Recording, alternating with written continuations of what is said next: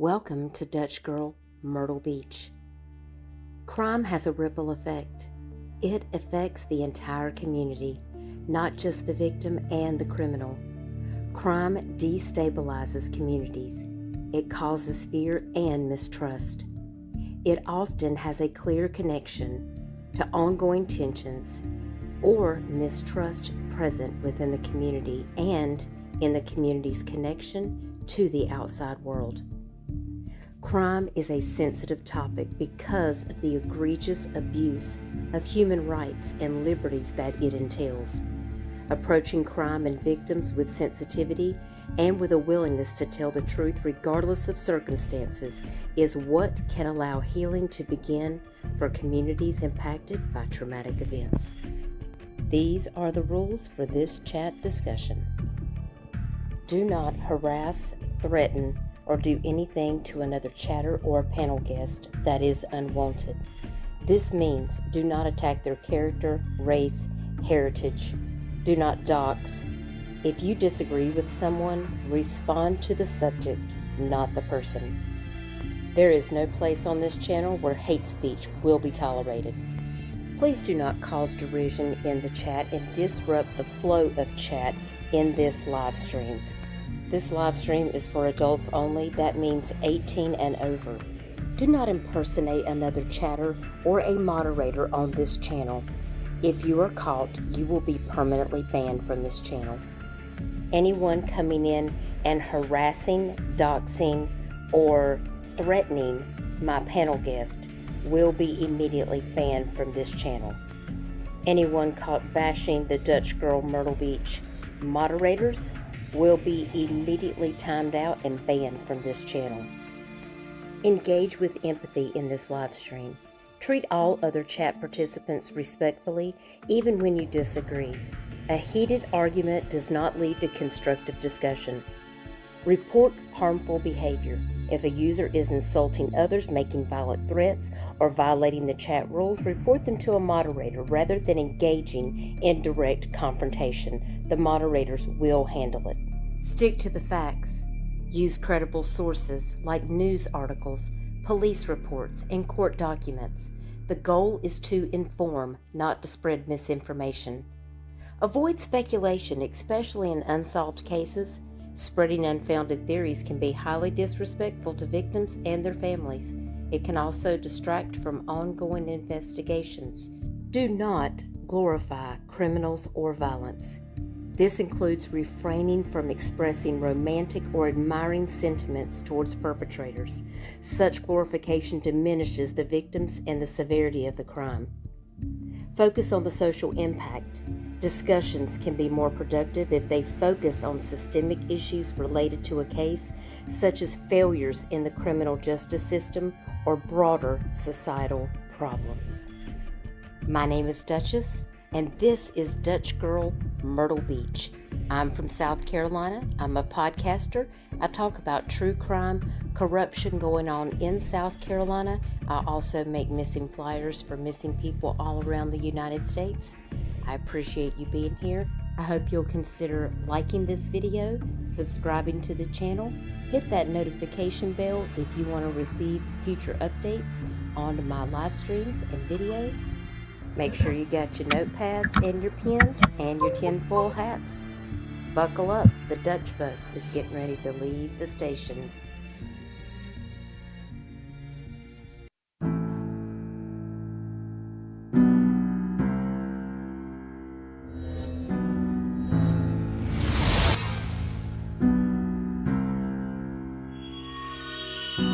We've been to walls we couldn't climb, and we chased the light that made us blind. But I know we can walk this road one step at a time. No matter how far, no matter how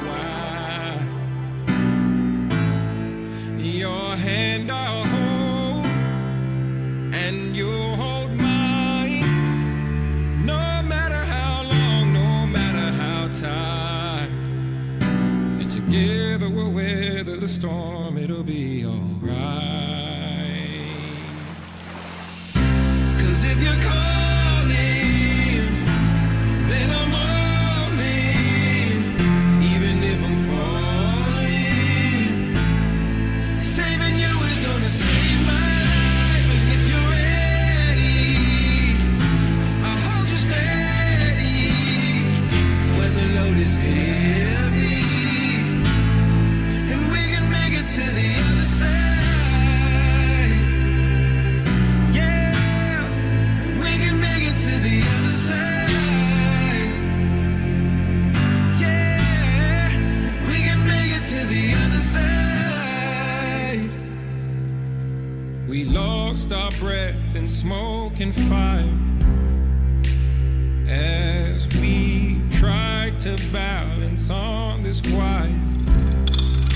But I know we can find our way if we take time.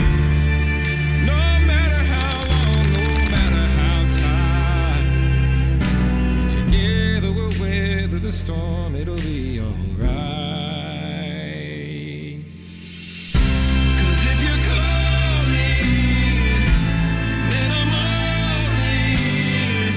Even if I'm falling, saving you is gonna save my life. And if you're ready, I'll hold you steady when the load is heavy, and we can make it to the other side. Yeah,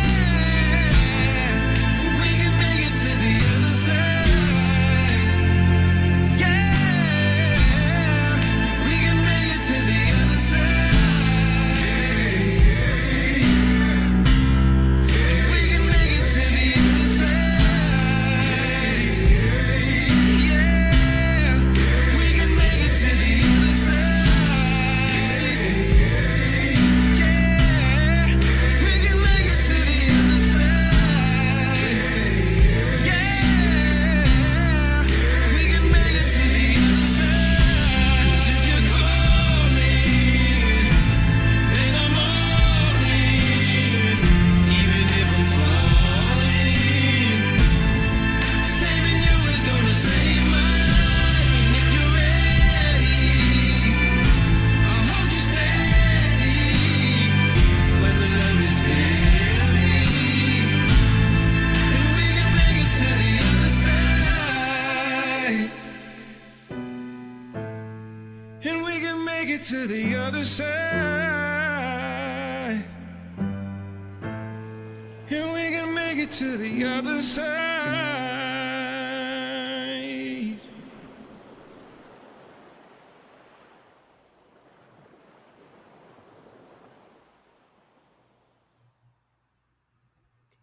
Hey, everybody.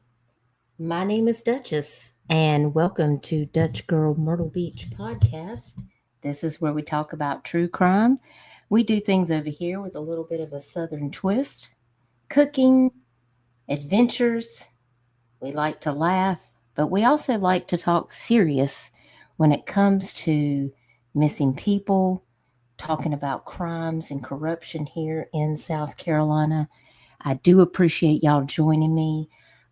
If you missed the Scott Spivey Live on Thursday, we talked about some really interesting information. If you're catching up on the Scott Spivey things, don't forget to catch up on that live stream we had on Thursday. Tonight, we are going to be talking about part 2 of the Tyler Doyle recap. You guys know I have been covering Tyler's case since he first went missing. And I just want to give a shout out to Shay and Brian and the Doyle family. And y'all let them know in the chat that you're thinking of them. Because I know they may be out there listening. So I really appreciate you guys joining me tonight for this Tyler Doyle part 2 recap. AJ's probably going to be joining me at some point.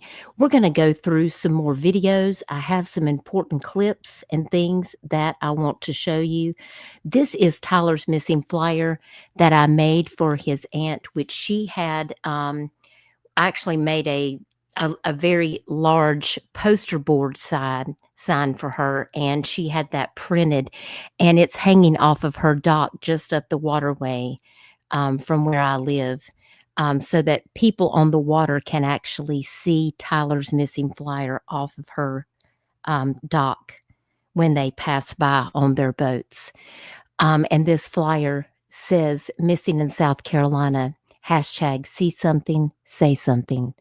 Tyler Wilson Doyle missing from the Little River Inlet in South Carolina, missing since January the 26th of 2023. Age of disappearance was 22.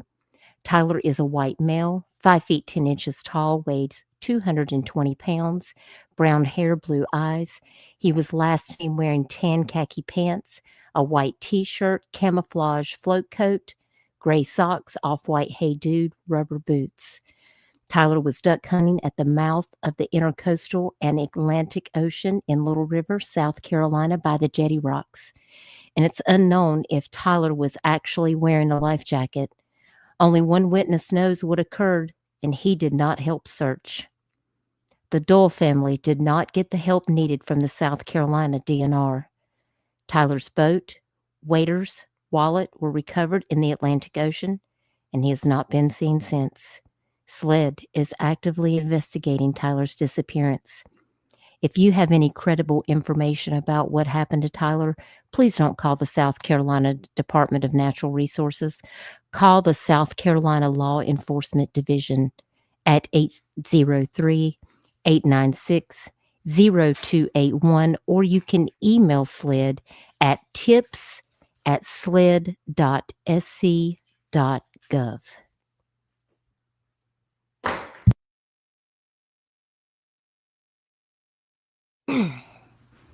All right, sorry, puppy was jumping on the bed. Hubby just came in. So thank you guys so much for being here. Please take the time to hit the thumbs up and share this live out. And I do appreciate y'all being here. Just want to go over to the chat and say hey to everybody. Hey, Peekaboo, how are you doing? Hey, Nonsense, it's good to see you. Hey, Elizabeth, hope you're doing good. Tootie, thanks for becoming a member of the Dutch Bus. We're so glad to have you. Hope you're doing well. Hey, Roxy, hope you are doing well. It's good to see you. Hey, Michelle, appreciate you being here. Hope you're doing good. Who else we got in here? Hey, DeJennifer, it's good to see you. I hope you're doing good. We got Nightbot. Subscribe to Dutchess. Ring the notification bell for all future videos and live. Thank you, Nightbot. And Nightbot also reminds us, act accordingly. Use some common sense. Ain't y'all got any home training?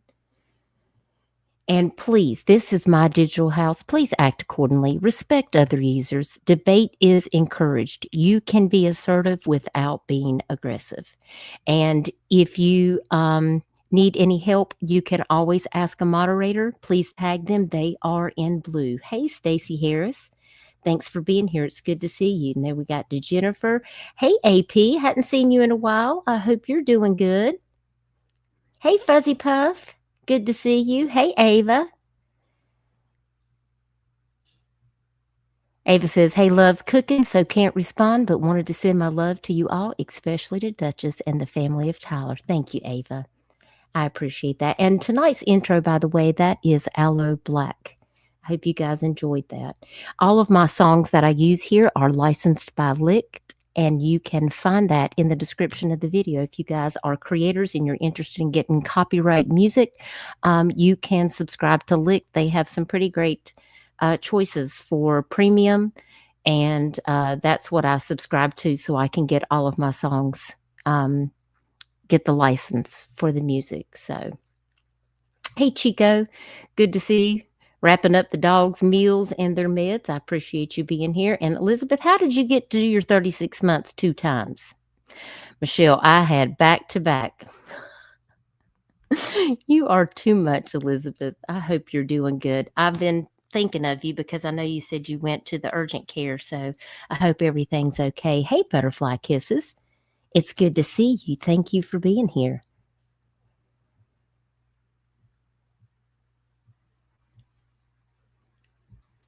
Nonsense, says Dutchess, you do such a good job at all your videos and intros. Each stream seems to have a different one. I don't have that creative bone. I try to mix it up a little bit for y'all. I try to bring something fresh, every now and then to the different streams. So, hey, Wine, Crime, and Mayhem, it's good to see you. Happy Sunday to you. Oh, Stacey, you're welcome. It's my pleasure. It's a privilege to be able to help other people when I can. I've not been very accessible lately because my father passed away and I've just had a lot on my plate. But I'm just trying to get back into the groove of covering some of these very important cases. And so I just appreciate you guys joining me for this. So, hey, Steph, it's good to see you. Thanks for being here. Hope you're doing good. Hey, Misty Martin, thanks for joining us. Hey, Citizen Sleuth. Hey, Baby Boot. Appreciate you being here. Hey, Bobo. Good to see you. Hey, Donna. I've been thinking of you. I hope your mom is okay. You've been in my thoughts and prayers. Hey, Row. It's good to see you. Hey, Jason. Hope you've been well. I'm glad to see you here. So AJ hasn't joined us yet, but we're going to jump right into a few things. I've got some clips and some videos that I want us to revisit. And I made a list of things that I want us to go over. If you guys have not seen the first part 1, that was back near the beginning of September. We were supposed to have part 2, and then my father fell and I had to go out of town, and then he passed away. So I apologize that part 2 has kind of been a little bit down the road, but I appreciate you guys sticking with me to get through that. Thank you, Misty. I appreciate that. Donna says, hope you've been well. It's going to be a long road, but she's fighting and we're fighting with her. Donna, you can always reach out to me. Donna's one of my real life friends. And please keep in touch with me, Donna. Let me know if there's anything that you need. I'll be coming back home to stay with Mom here very shortly. So when I'm back home, please keep me updated about your mom. My hubby told me to tell you that we're keeping her in our thoughts and prayers. Stacy says, please keep my husband in prayer. He's not been feeling well. He had a quadruple bypass last year and his health is still declining. Stacy, we will certainly do it. We will certainly do it. I'm so very sorry to hear that. Sounds good, Donna. Tell your sister I said hey. All right, so we're going to recap a few things. Shay sent me a really important phone call that I wanted to play for you guys tonight. And I pulled up some really important things that I wanted to remind you about, things that we have already talked about in the past on some other TylerDoyle live streams. But while we're doing this recap, I feel it is very imperative that we go back through and re-listen to some of this information. So, Citizen Sleuth, the MB in my name stands for Myrtle Beach because that's where I am. I am in Myrtle Beach, South Carolina. And I talk about a lot of cases in South Carolina because, well, that's where I live. So, and I'm on the East Coast here. So that is what MB stands for, Myrtle Beach. Betty Boot said, throwback, anyone other than the witness that wouldn't help search, see him at Little River. I haven't seen anything from Christian Holden in quite some time.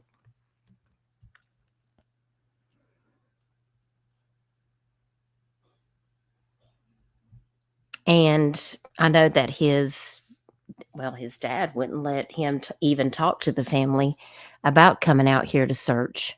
So, yeah, and we're going to look at a couple things about that tonight. I think you guys will find very interesting. So I'm going to pull up another important phone call. I played an important phone call at the end of part 1. And if you guys didn't see part 1, I played a phone call that had never been heard by anybody on the internet before. And that was a phone call regarding Ronnie Floyd and Brad with Wings of Hope. And Shay asked me to play that, and I did. And that phone call was very revealing about why we know South Carolina DNR did not do their part. So if you missed that live stream, you're definitely going to want to go back, and you're definitely going to want to catch that.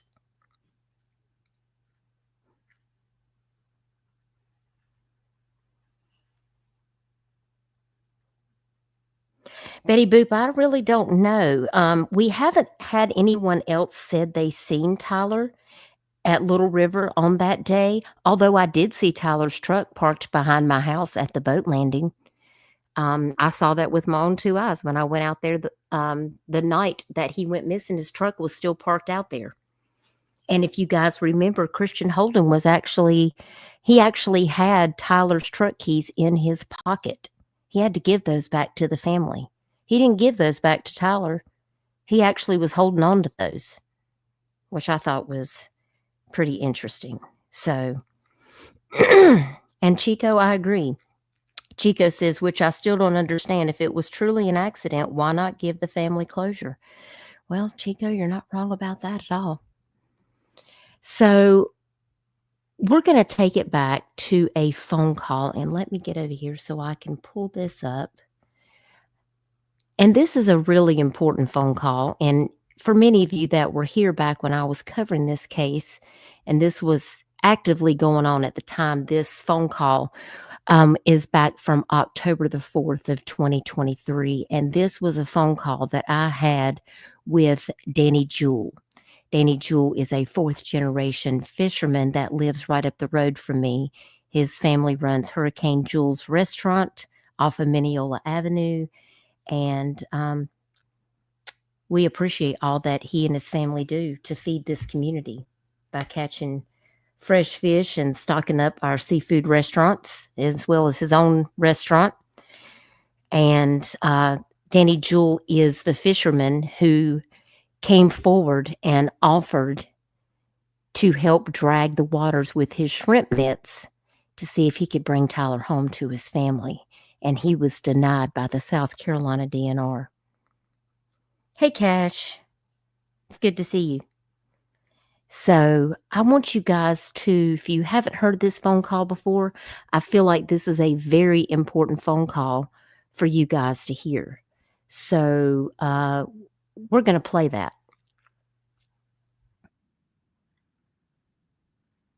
So let me share my screen here, so you guys can take a look at that. Well, Steph, that's a very good question, why he was denied. But I'm going to let him tell you in his own words. He was threatened, basically, so that he was going to get a fine, and they were going to take his fishing license. And that's no bueno at all. Like to threaten someone's livelihood just because they want to help a family bring their loved one home. They were more worried about how many shrimp he was going to catch because it wasn't shrimp season. And he said, listen, I'll cut the hole in the net big enough so all the shrimp fall out. And you can even have a DNR officer on the boat with me when I'm dragging the water to make sure that I don't keep any shrimp for myself. And they would not do it. They would not do it. And that is really wild to me. And it makes you ask all these questions. And that's why I feel like this is a very important stream to play. So let me put up a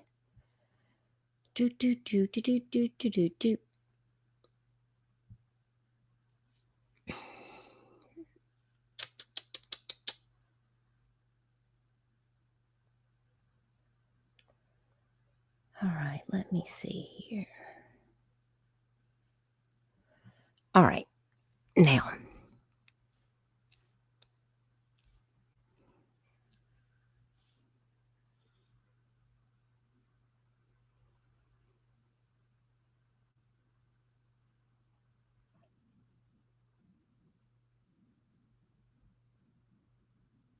All right, hold on 1 second. Let me get it back to the right place.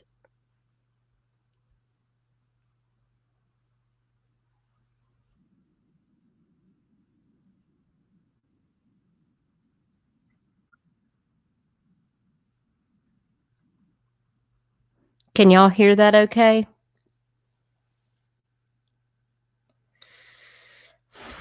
Put a 1 in the chat if you can hear that.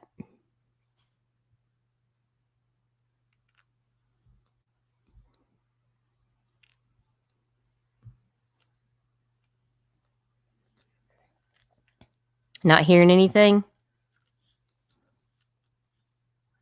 All right, we're going to try it again.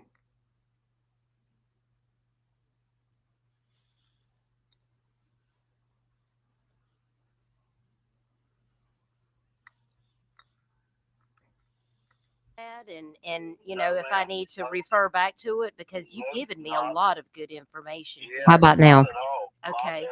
Okay. I know where there's a big deep hole. I know where if a body was gonna be pushed into an area, naturally it's going to go into the deeper hole. The current's going to push it there, and pretty much chances are real good that that's where it's going to stay, in that deep hole, because the current's not going to push it back up the other side. Right. But So my question to you is this: every week, a couple times a week, we have a live stream that family has come on there. You know, his dad has come on and spoke to the public, and Miss Linda and Miss Shay, they have spoken on my live streams. You know, these live streams that we have is for the family, for them to be able to have a voice, you know, to say what they believe that there has been misconduct in this investigation involving them. And so the reason I'm asking is because tonight I'm having a live stream.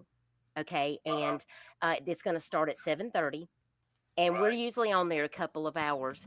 But I wanted to invite you, if you would like to either call me on my phone, or you can come up on the panel, and I would like for you to tell your story. Because a lot of people know your story just by word of mouth.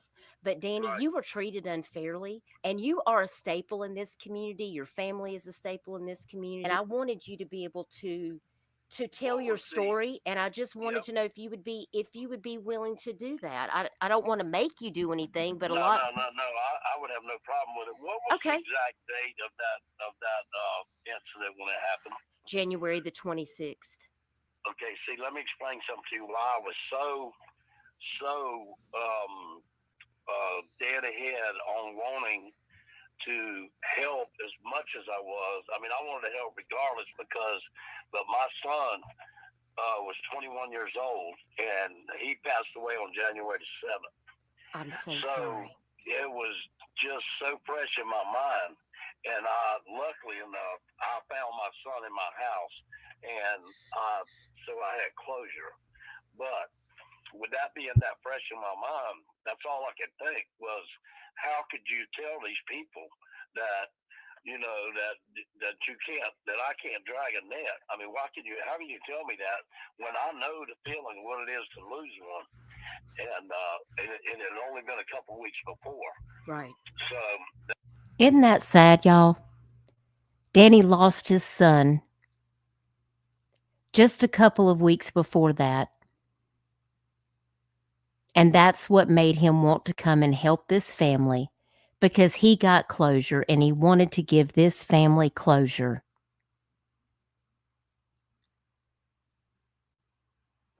Cash, someone does know the truth. Bet. That reasoning being is more reason why I wanted to make it happen.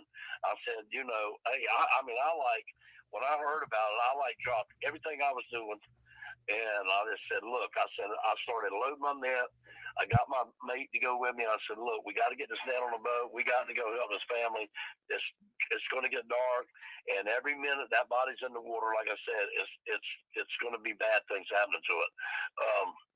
And like I said, I already know for a fact that, I mean, I've been around the docks all my life. I've known of 3 people to drown off a boat sitting right there at the dock and slipped and fell in the water. And they found all of those people within 6 feet or where they went overboard. They went straight to the bottom like a rock. And I just really feel like that with that shrimp net, the way I got it set up with the doors, with the chain on the bottom, the net drags the bottom.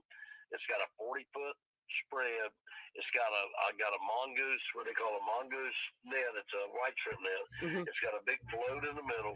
I cover a big area, and I got a plotter on my boat that would absolutely cover. There would not be 1 inch in that inlet that I could not cover, because it's like sowing a soybean field with a combine.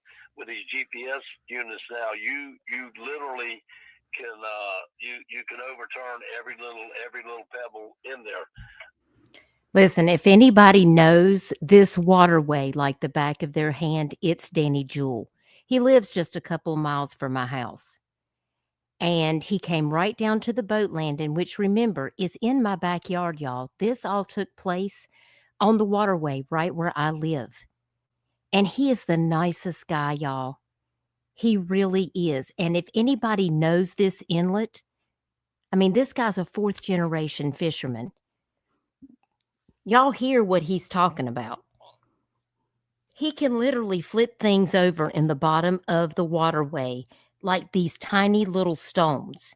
He would be able to find Tyler if he's at the bottom. Hey, Clue, thanks for being here. I hope you're doing good. Welcome, everybody coming in. I appreciate y'all being here. We're listening to Danny Jewell. This is a local commercial fisherman.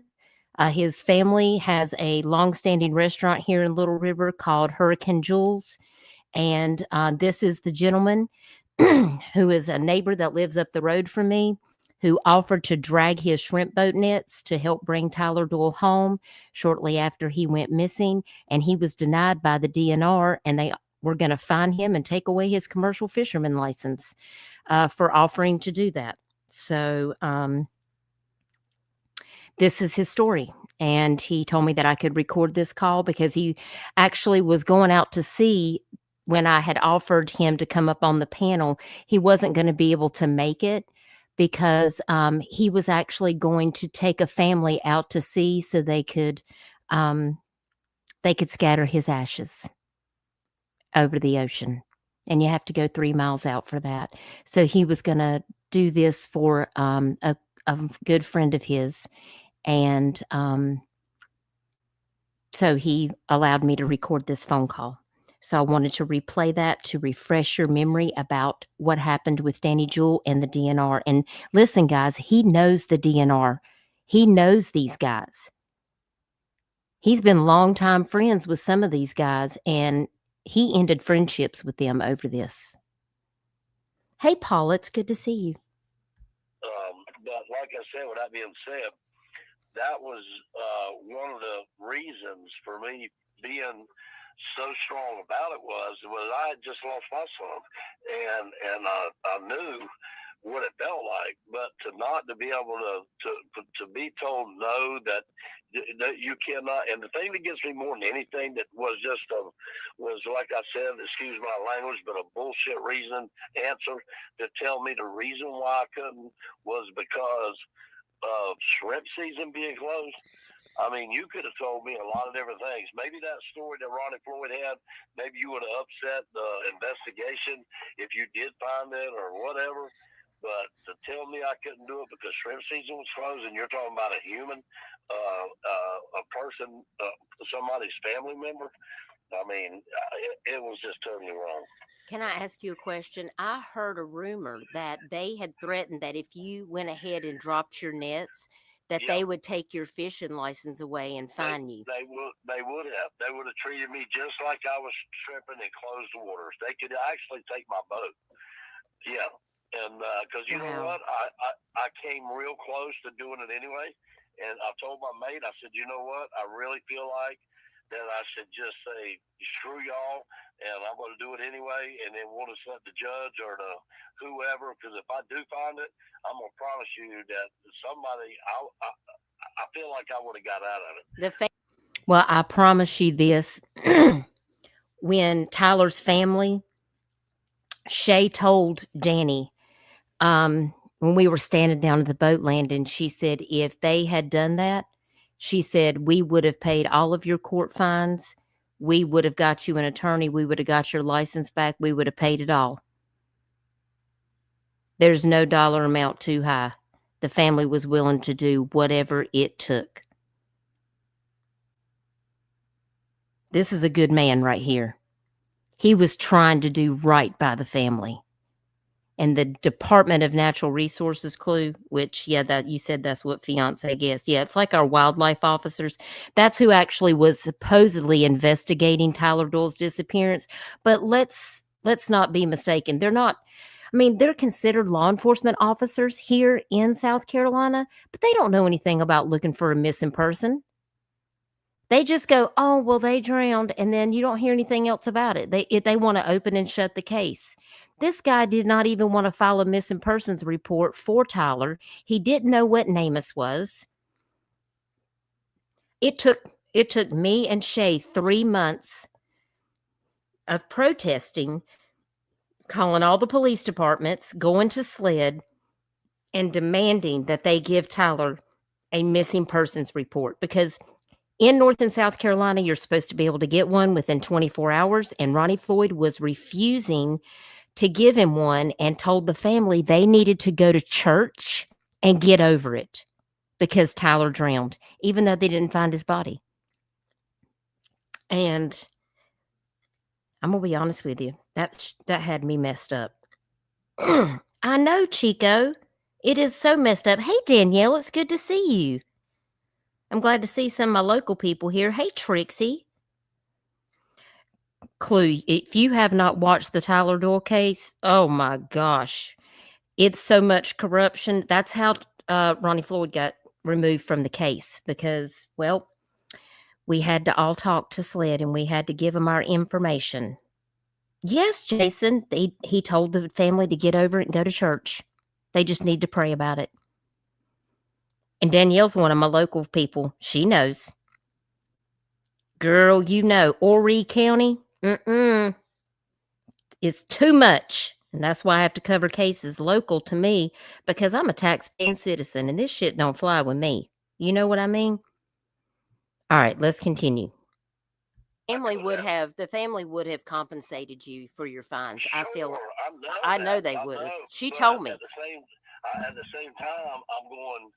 It was such a close situation that I was already so upset about my son being only dead 2 weeks at that time, and I still struggle with that and always will. But I'm so sorry. But I mean, for them to have that answer for me was just very, very, very. I lost all respect for DNR.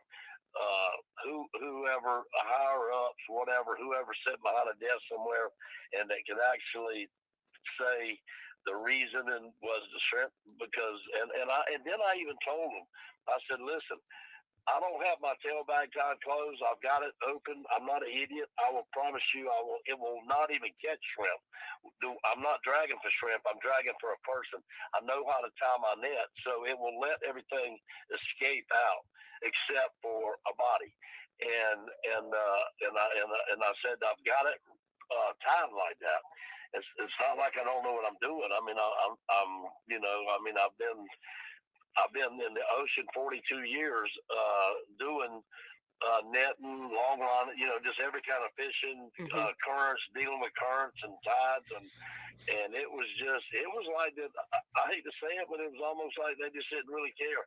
They didn't care if they found it or not. I mean, to be honest, and I didn't know if they just didn't want to get. I don't know. I don't know how to explain it really, but it was just a very bone-chilling answer to me. With people, with them, we all knew that chances of him making it were real slim in the conditions that he was in, and the water being cold and all that, and the roughness of the ocean and the tide going out, not with a 40-foot boat, but when your body's in there, it's a total different world. I've been in the water. I mean, I've had to be helicoptered off boats before and offshore, 100 miles offshore. And almost drowned in the inlet in 2002, and Sunset Beach Fire Department actually rescued me. I was in the water 7 hours in February of 2002. Really? and made the front page of the Brunswick Beacon. Well, you were very lucky. I was very lucky. You were unlucky, but you were very lucky. It was, if it hadn't have been for somebody getting a life jacket around me when they found me, I was unconscious. They had to put me into a coma in the hospital because I was having seizures so bad. I was in shock, from being in that water, and I had fish bites all over my body.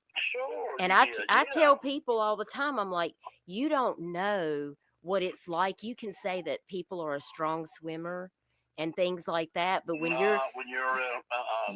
that outgoing tide, and it was outgoing whenever that current is so strong. Listen, I'm a good swimmer, but I remember trying to fight that current, and it was taking me. There's no way I could have fought it. I mean, it was just exhausting. You have the current running one way, and the wind coming another. So those waves are like steep. They're standing up.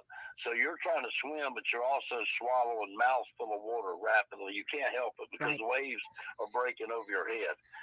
And, we all would like to think we're experienced and this, that, and the other, but you can only stand a certain amount of that before you run physically out of energy. Exactly. And you know that as well as anybody. And it's a scary situation.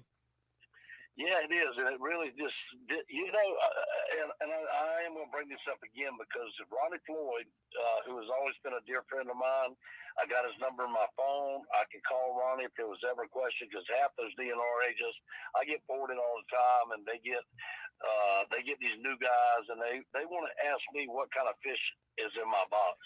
Like, what is that right there? I said, let me explain something to you. If I've got to tell you what kind of fish that is so you can write me a ticket, you're in a bad way. I said, because you're supposedly taxpayers, you have gone to school and learned to be a DNR agent, and you're going to tell me you don't know what kind of fish that is?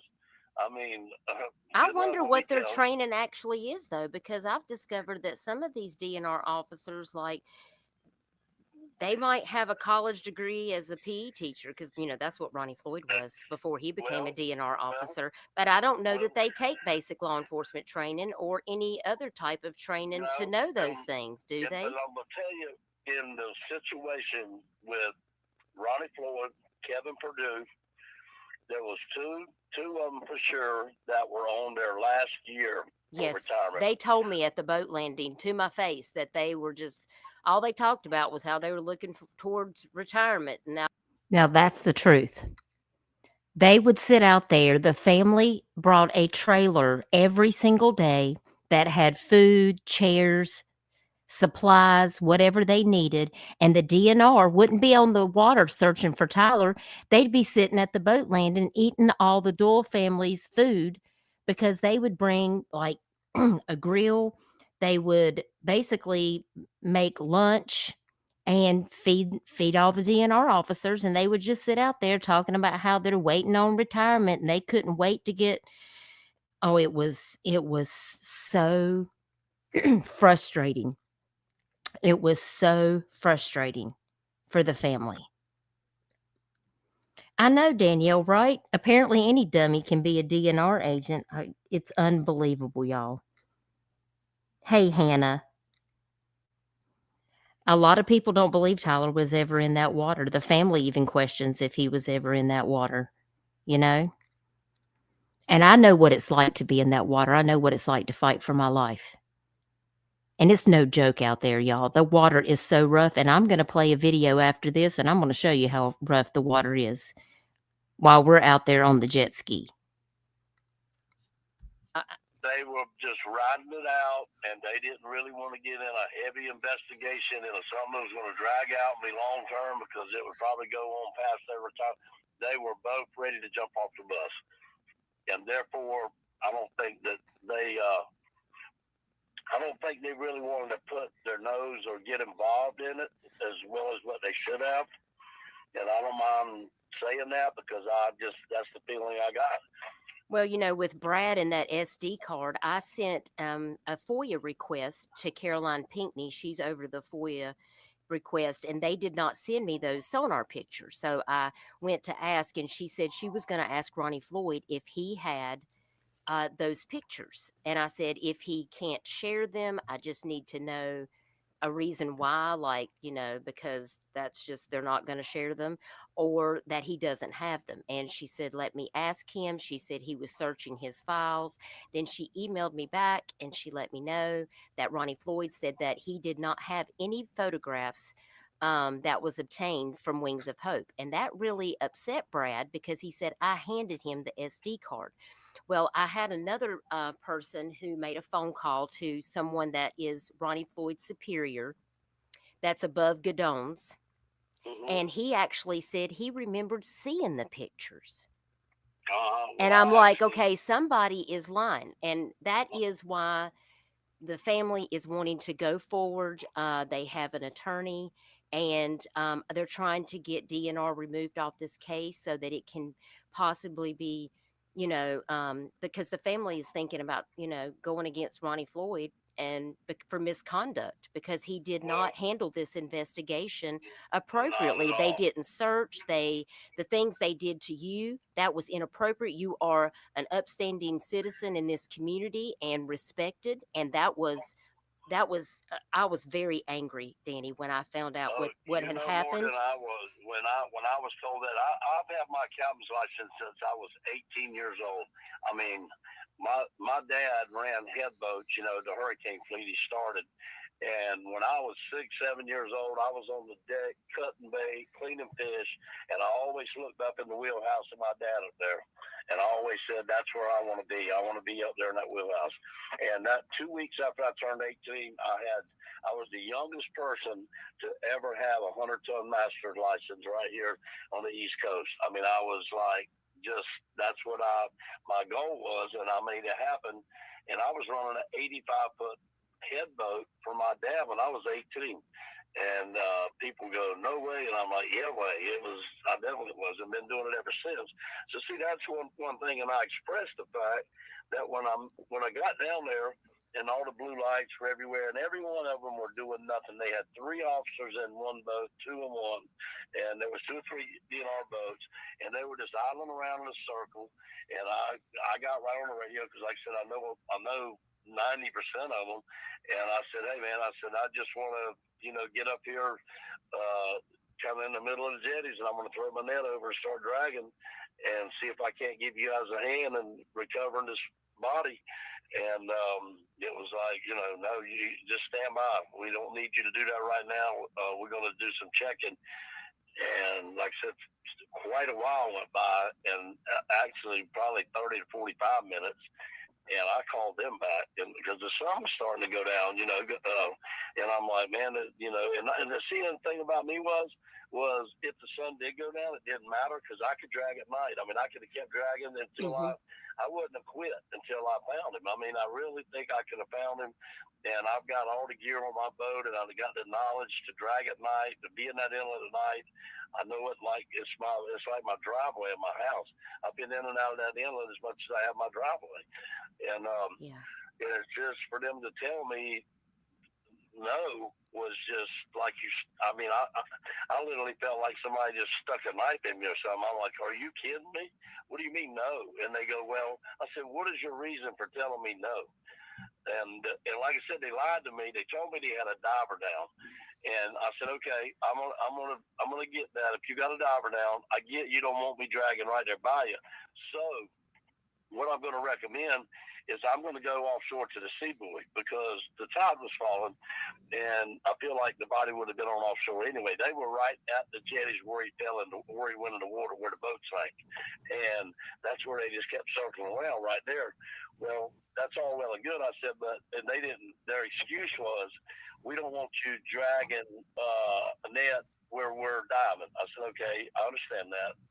I will go to the sea buoy and start making drags, and I will work my way into you, and not to crowd you, but by that time, either we'll find him or y'all will, we'll have at least we're doing something. You're narrowing it down. Exactly, and I'm not scratching my tail here, just looking at you with my boat sitting here, my net's ready. All we got to do is throw it in the water and go, and then come to find out after the fact.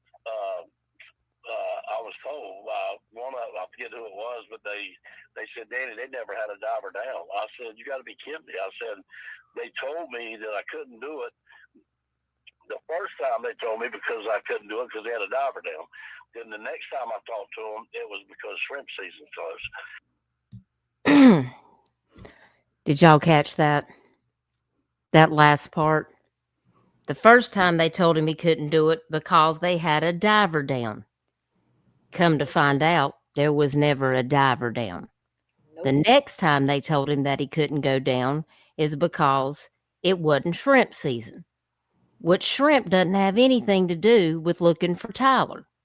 Didn't he offer to take them on the boat with him, Dutchess, if I'm not Yes. mistaken? That's what I thought. Yes. Before you got here, I did address the fact that he said that he would cut his net so that the shrimp could be released and that a DNR officer, however many they wanted, could come with him while he dragged the waterway and right outside the jetty, and to make sure he didn't keep any of the shrimp. And they still threatened to take his boat and his commercial fisherman license. They sure did. And give him a $10,000 fine. And give him a $10,000 fine. Candace, I don't listen. Excuses. Excuses, Candace. That's all it is. They're just coming up with reasons why they don't want to do it. And listen, Danny Jewell has a shrimp boat. He's a 4th generation fisherman here that lives right up the road from me. And this man was willing to drag the inlet to hopefully maybe bring Tyler's body home to the family. But they didn't have a problem waiting, what was it, 2 weeks and then calling him? These people frustrate me so bad. Hey, Janelle. I think it was about 2 weeks. Didn't they call him and say, yeah, you can drag it now? Of course, but you know, he wanted to bring the family closure in the very beginning. Right. Think about what it would have looked like if he'd have brought Tyler home 2 weeks later. Yeah, that's what I'm saying. There would have been nothing really left. Oh my gosh. Sickening. And this is the one part that this one and the part where the others were going to dive and Ronnie Floyd pulled up so fast and stopped them. Those are the two main things that just really stick in my head. Exactly. Hey, Earth. It's good to see you. Earth just ended on Rumble and sent your people over here. Well, thank you. I appreciate that, Earthy. Welcome in, everybody, from Earthy's Rumble. I appreciate y'all being here. All right, let's listen to the end of this. I've got a lot of clips that I want us to listen to. And if we have to go back and listen to the Ronnie Floyd Brad call again from part 1, we will. Because this is the reason that call matters, is because Danny Jewell is nailing it down while Ronnie Floyd is busy running around acting like he's King Dingaling of whatever. It just, it irritates me so bad. And Danielle, you know. Ugh. And I'm like, the shrimp season thing just flew all over me. I'm like, there's a lot of things that you should tell me, but because of a dadburn shrimp, I can't drag for this body. And I just thought it was wrong. Danny, could they not have put a South Carolina DNR officer on the boat with you so they could double check to make sure? I asked them to. I quote unquote, I said, if that seems to be your problem, you're so concerned about a shrimp, and I'm telling you, I got my tail bag tied where it will not even catch a shrimp. It won't let one stay in the net. It's going to let it go through it. But bring an agent over here and put them on my boat. Put 2 of them on here. I don't care. You can put everybody you want. I don't want no shrimp. I promise you, I'm not here to shrimp. I'm here to help these people, and no, they wouldn't do it. That is just, that breaks my heart, and I'm very sorry for the loss of your son. I know that's probably been very difficult for you, but I have so much respect for you, Danny, for being so kind in your willingness to go out there and search for Tyler. And I was so hurt to know how you were treated. And so is the Doyle family. They think so much of you. And I told Shay that I would give you a call and ask you if you would be willing to come forward. Brad has spoken out. Brad has actually contacted the DNR and sent them a formal request that he wants his SD card returned, because Ronnie Floyd basically called Brad a liar and said that he didn't get any pictures. And Brad said, Yeah. I handed that to him face to face from my hand to his hand. He said, he's lying. Right. And I said, well, Brad, he's speaking about your character, not only your personal character, but that's defamation against the character of your team and your business. And I said, sometimes it's hard to stand up for what's right. And he said, well, I heard about the Danny Jewel situation. And he said, that really bothers me. And I said, yeah, I really want to get in touch with Danny Jewel. I said, he don't know me, but I lived not far from where he is. So I thought, well, I'll just take a chance and give you a call, because I told the family that I would reach out to ask if you would be willing to just, are you available tonight? Actually, I'll tell you what I got to do. I've got to do a funeral for a friend. I got to take some ashes out at 5:30. Okay. Out in the ocean. Okay. And I would be glad if you can give anybody my phone number. I have no problem discussing anything. What I've discussed with you is straight up the truth. I don't have any reason to lie about nothing. Yeah, the live stream will start about 7:30, and we're usually on there till about 10:30 or 11. So if you want to just call me on the phone, and after this he gets a call because he's got to go to do this funeral, which is he's such a kind soul. He really is.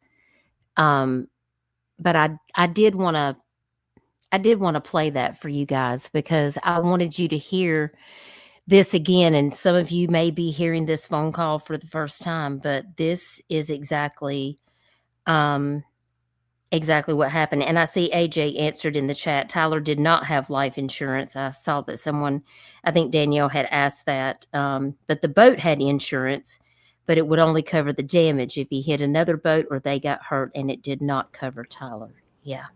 Correct. Yeah. So, thank you. And I know that was a big rumor going around. Yeah. I mean, well, we didn't really understand all of the things, that were going on, which leads me to this particular video that I want to play. Listen, I've got my little list of things that I want us to touch on tonight. Some highlights of things in this case. Just real fast. You know what, Dutchess? I really like your background. Oh, thank you so much. It's the season. I really like that. Thank you. Just have to get that out there. Okay. All right. So listen, this next one, I'm going to play this, and I'm going to have to stop after I play it through just a couple of times, because I'm going to make sure that I read these texts that are in this little clip that I have. So if you need to buckle your seatbelt, get on your tinfoil hats, keep your hands inside the chat car at all times, because we're fixing to take a little ride and it might get bumpy. So if you're ready, I'm ready. No, GA Mom, he was never found, and SLED is still investigating this case, which is why we are still talking about it. So this next video that I'm going to play, I'm going to put my screen back up, but so I can get over here and pull this up. do.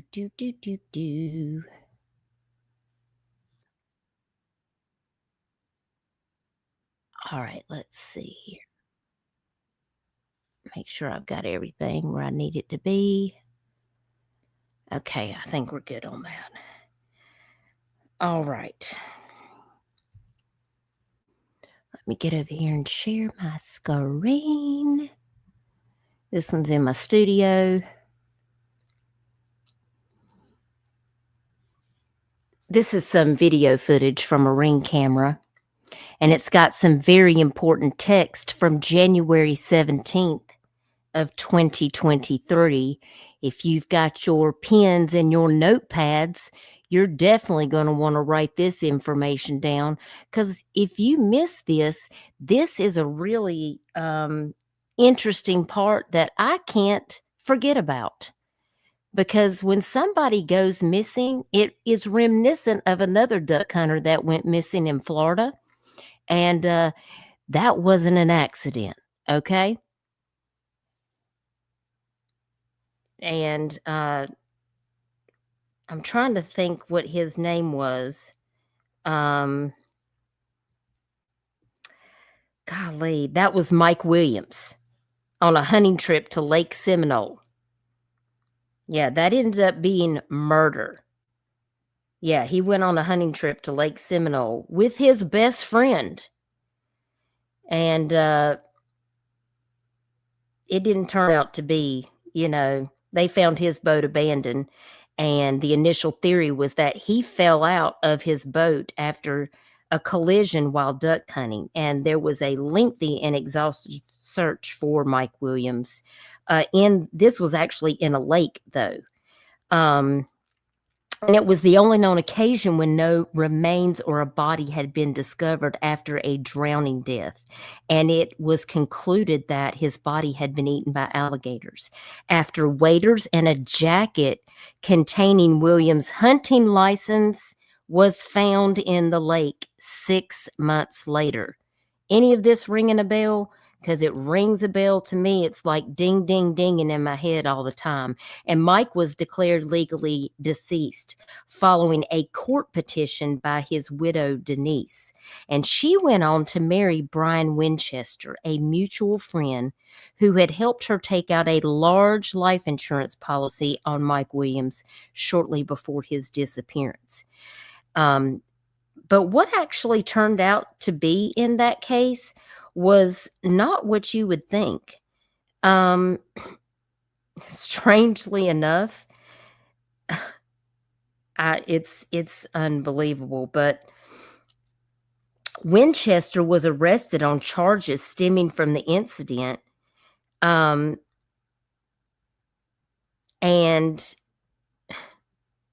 it's hard to even realize what happened in this case in Florida.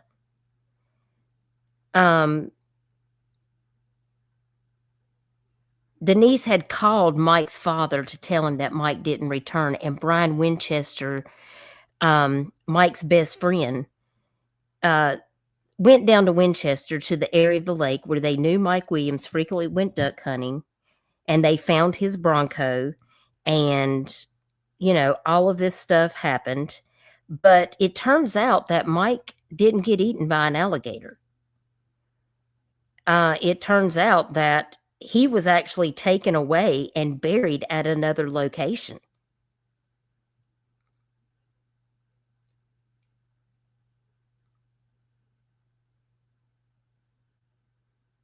Are you picking up what I'm putting down here? I mean, this is crazy.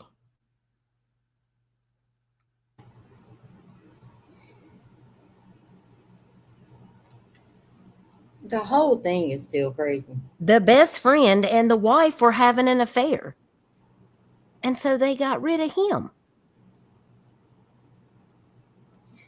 So when years for that, didn't his mother push for them to end up finding that out? Yes, she said that she needed to know what really happened, and it ended up coming out. Stacy, he was buried under a patio. Yeah, he wasn't even in the lake, y'all. Well, I didn't even get that far on it. I didn't know that. I thought they found him in the lake. No. Oh, no. Wow. No. And after I watched this whole program on Dateline, y'all, I had chills. Because I'm just like, what is really going on here? And why is this reminiscent of Tyler's story? It gave me the chills. And I was like, I just don't know how I feel about it. And then this Ring camera footage came up. And I'm going to play this for you. I want to make sure that I put this on full screen because I want you guys to be able to see it. And And I'm going to read you what it says on the screen. Okay? Because this, to me, I don't know if it's connected or not, but when you got anybody out here that has any type of intuition knows that something ain't right. Now think about it. Tyler went missing on January the 26th of 2023. And thanks to AJ, who's on panel with me, we were able to obtain this information. And these are texts from Tyler to his wife, Lakeland. And this is from January 17th of 2023. AJ, you want to say anything before we get started on this? If I can figure out how to unmute my, yeah, no, I'm gonna let you ride with this one. Okay. Handle it. All right, let's get our seatbelts and our tinfoil hats on. There might be some new people here. So for anybody that wants to start with the whole, oh, she shouldn't have those and not, yeah. So that was all under his grandmother's accounts, and that was I have full permission. So let's just clear that up. I had all the permission I needed. That's right. Okay. So.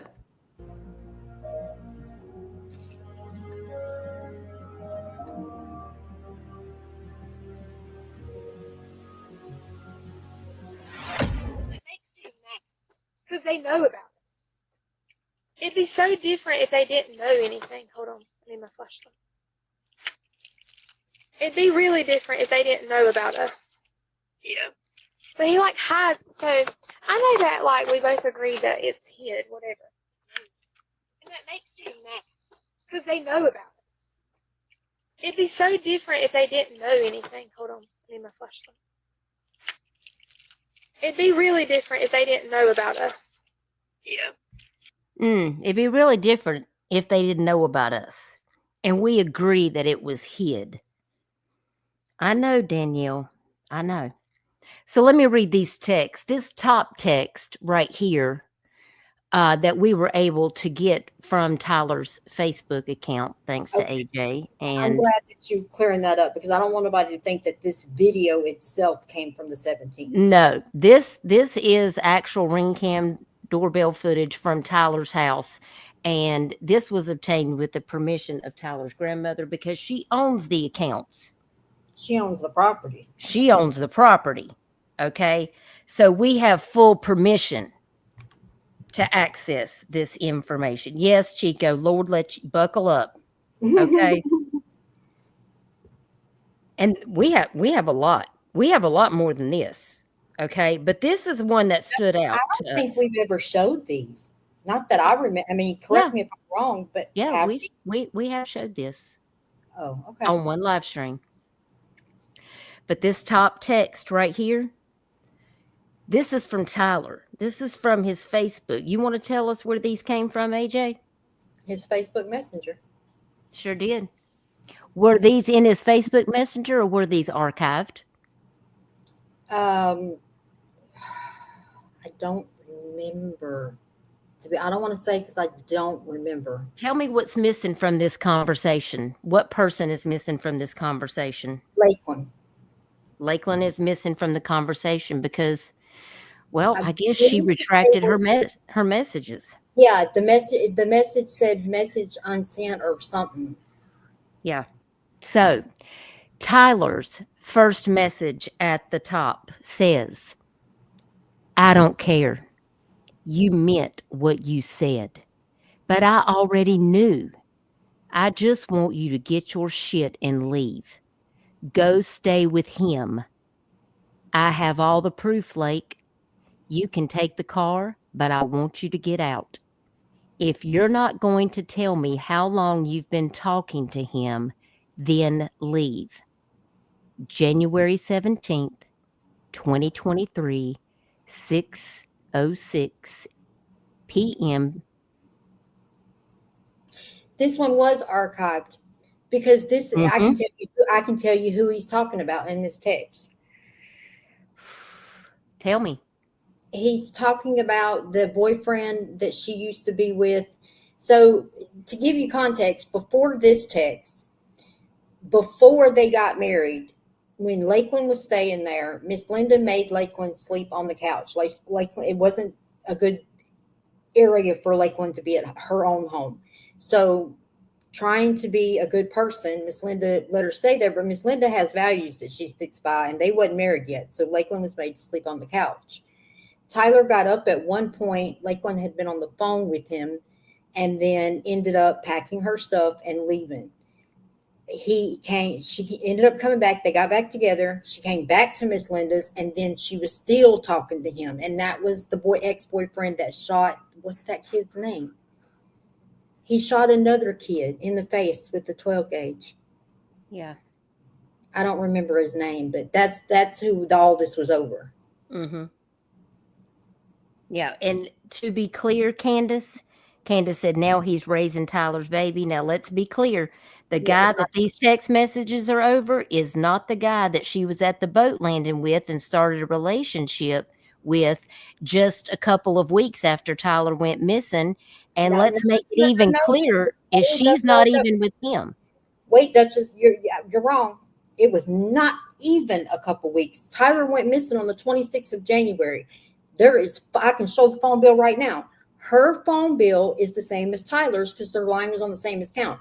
She was talking to that man from February 1st. So that is not a couple weeks. And I'm talking, they must have fell asleep on the phone because I'm talking 6-hour phone conversations, and I am not exaggerating. So it wasn't a couple weeks. It was a couple days, if that. She immediately went to him. Yeah, and now she's not even with him. She's with somebody else. Sure is. That's right. And Candace, we don't know for sure because there's not been a DNA test. So it's hard to really say if whose baby. I mean, it could be Tyler's baby, but it's really hard to say. So here we have that she's married to Tyler. She's obviously, he has caught her cheating here. And then Tyler goes missing. Now, this is January 17th of 2023. Tyler goes missing on the 26th, less than 2 weeks, as you just heard AJ explain. She gets in another relationship with another guy, and then she dispenses of him, and now she's in a relationship with another guy. And that relationship was, let me tell y'all how disrespectful that first relationship after Tyler went missing was. She was at her car, or in her car, I'm sorry, at the boat landing while everybody was out there looking for Tyler, to the point that poor Miss Linda had to walk up. She got so upset. She needed to talk to Lakeland. She had to walk up and pull this man out of the front seat of Lakeland's car because he was just holed up in the car with her. True or not true, Dutchess? Well, hey, it's true. And when I put on the vigil at the boat landing behind my house, I'm trying to talk to law enforcement. We've got a DJ. The family is gathering. We've got several hundred people there for this vigil. I'm trying to pull it all together. We've got food. We've got all kinds of things going on. I have people coming up to me in the middle of this vigil. I got to talk to you. I got to talk to you. I got to talk to you. And I'm like, what is it? I'm busy. Lakeland is over on the other side of the boat landing with this boy on the back of a truck tailgate, and they're holding hands. Yep. And I was like, okay, yep. I was like, just hold that thought till the vigil is over because I need to go tell Shay. So I end up telling Shay, and I was like, this can't be happening. Turns out it was happening. Yep. Sure was. Now, let me read this bottom text right here from Tyler on January 17th at 6:09. Because obviously Lakeland has texted him something back, but she has retracted her messages. Yeah, she deleted them. So, and Kimberly Hull, thank you for being here. Kimberly says, so how do we know if TJ Brown came to get anything other than the gun? Oh, that's a whole nother subject. It sure enough is. That's a very good question, Kimberly. Ooh, yes, it is. Yes, it is. Danielle said Shay's better than me because I would have been dragging people out the car. Yeah. Danielle, let me tell you something. Shay actually has video where somebody comes up and whispers to her, "Hey, can I talk to you for a minute?" And Sure enough. yeah, trying to explain to her what, but Shay had already caught on. Shay already knew. Shay was trying to be respectful of the situation. Yes. Yes, you did not leave anything out, Chico. Betrayal, lies, corruption, infidelity, double crossing, disrespect, and lastly, the audacity. Did I leave anything out? Right. And it's what makes it even worse, you guys, is Miss Linda and Shay both, before I even got into these messages, they had both said that Tyler called Shay around the 17th and said he was very, very upset. He just kept saying he wanted her gone. Now, he didn't tell them why. And I think is what it was, is in my opinion, and this is just opinion, I think Tyler was neat because he always ran to Shay. That was his rock, basically, of anything that went on between him and Lakeland. And I think he didn't want to put another check mark on Lakeland in the family's eyes, but he was just so upset. And he just kept saying he wanted her out. And then after they told me that, that's when I found these messages. So it all coincides. Yeah. So on this bottom text from January 17th, and it's so hard for me to say that day because that's my dad's birthday. Every time I see that, I'm just like, it just kind of hits. So we got 3 minutes later, Tyler obviously answers back and says, "You don't know how to tell the truth. You're telling me the only reason you started talking to him is because I want to go to the GV. And that is the gender reveal for his friend Aiden." Which Aiden's the one who called it out and said, "I know what he's talking about." Yep. On a That's different exactly live. right. You think I'm stupid? Who cares who is going to be there? You know who was going to be there? Aiden's sister, which is Tyler's ex-girlfriend. Yep. But Aiden's sister was in a relationship with another guy. But obviously, Lakeland, even though her and Tyler are married, is still very jealous of Aiden's sister. Even though Aiden's sister has moved on and is in another relationship, and she's married to Tyler. Hey, Dragon. So he goes on to say, so who cares who's going to be there? You go cheat because I am going to a place where my ex will be. I told you to come with me. Do you think that sounds right? You worried about me cheating with Kelsey, so you go cheat? Get out. Get your stuff and get out. Don't be there when I get there. But he had, so I know that we both agreed that it's hid, whatever. And that makes me mad because they know about us. It makes me mad because they know about us.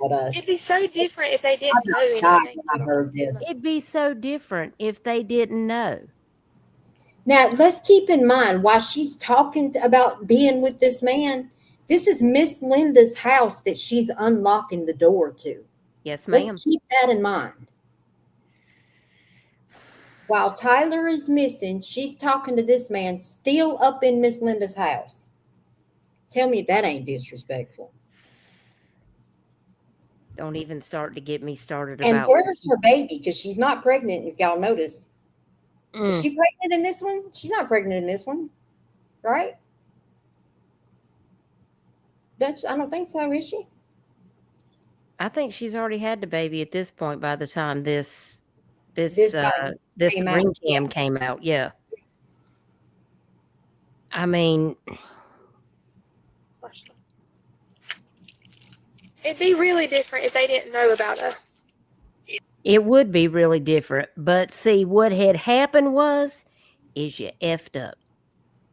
Because this is a pattern.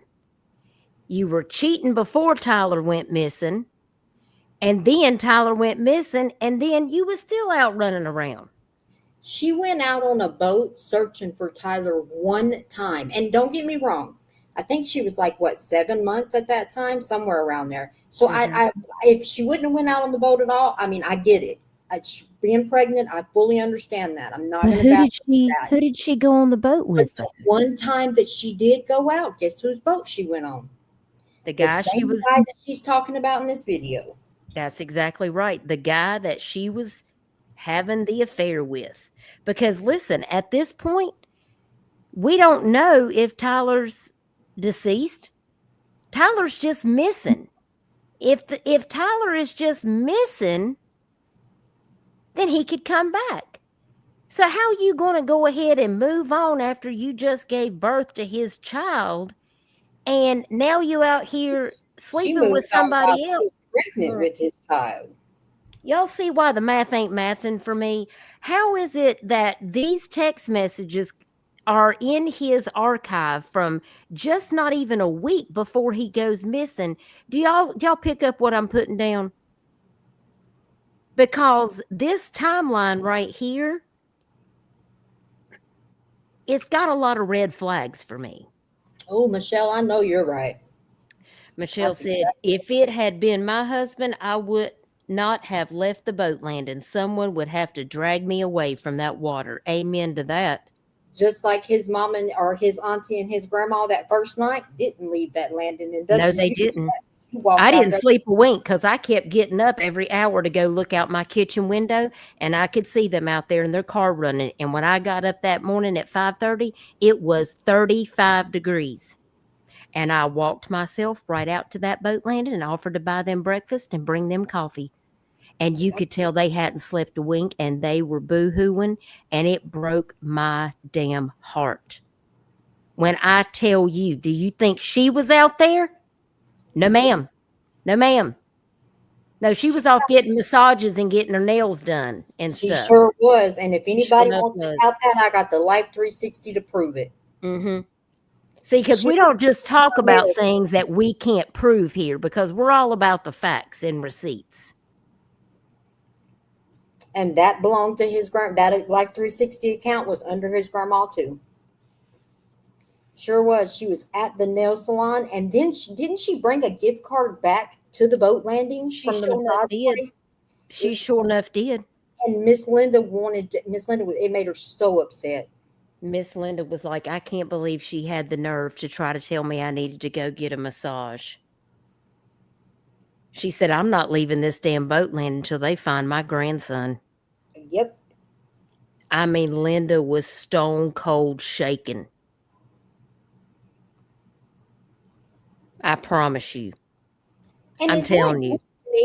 I mean, like, I wasn't there on scene, because I can only imagine how it was for you, Dutchess, because you were there on scene. I wasn't. Yeah. I didn't even know Miss Shay and Miss Linda then.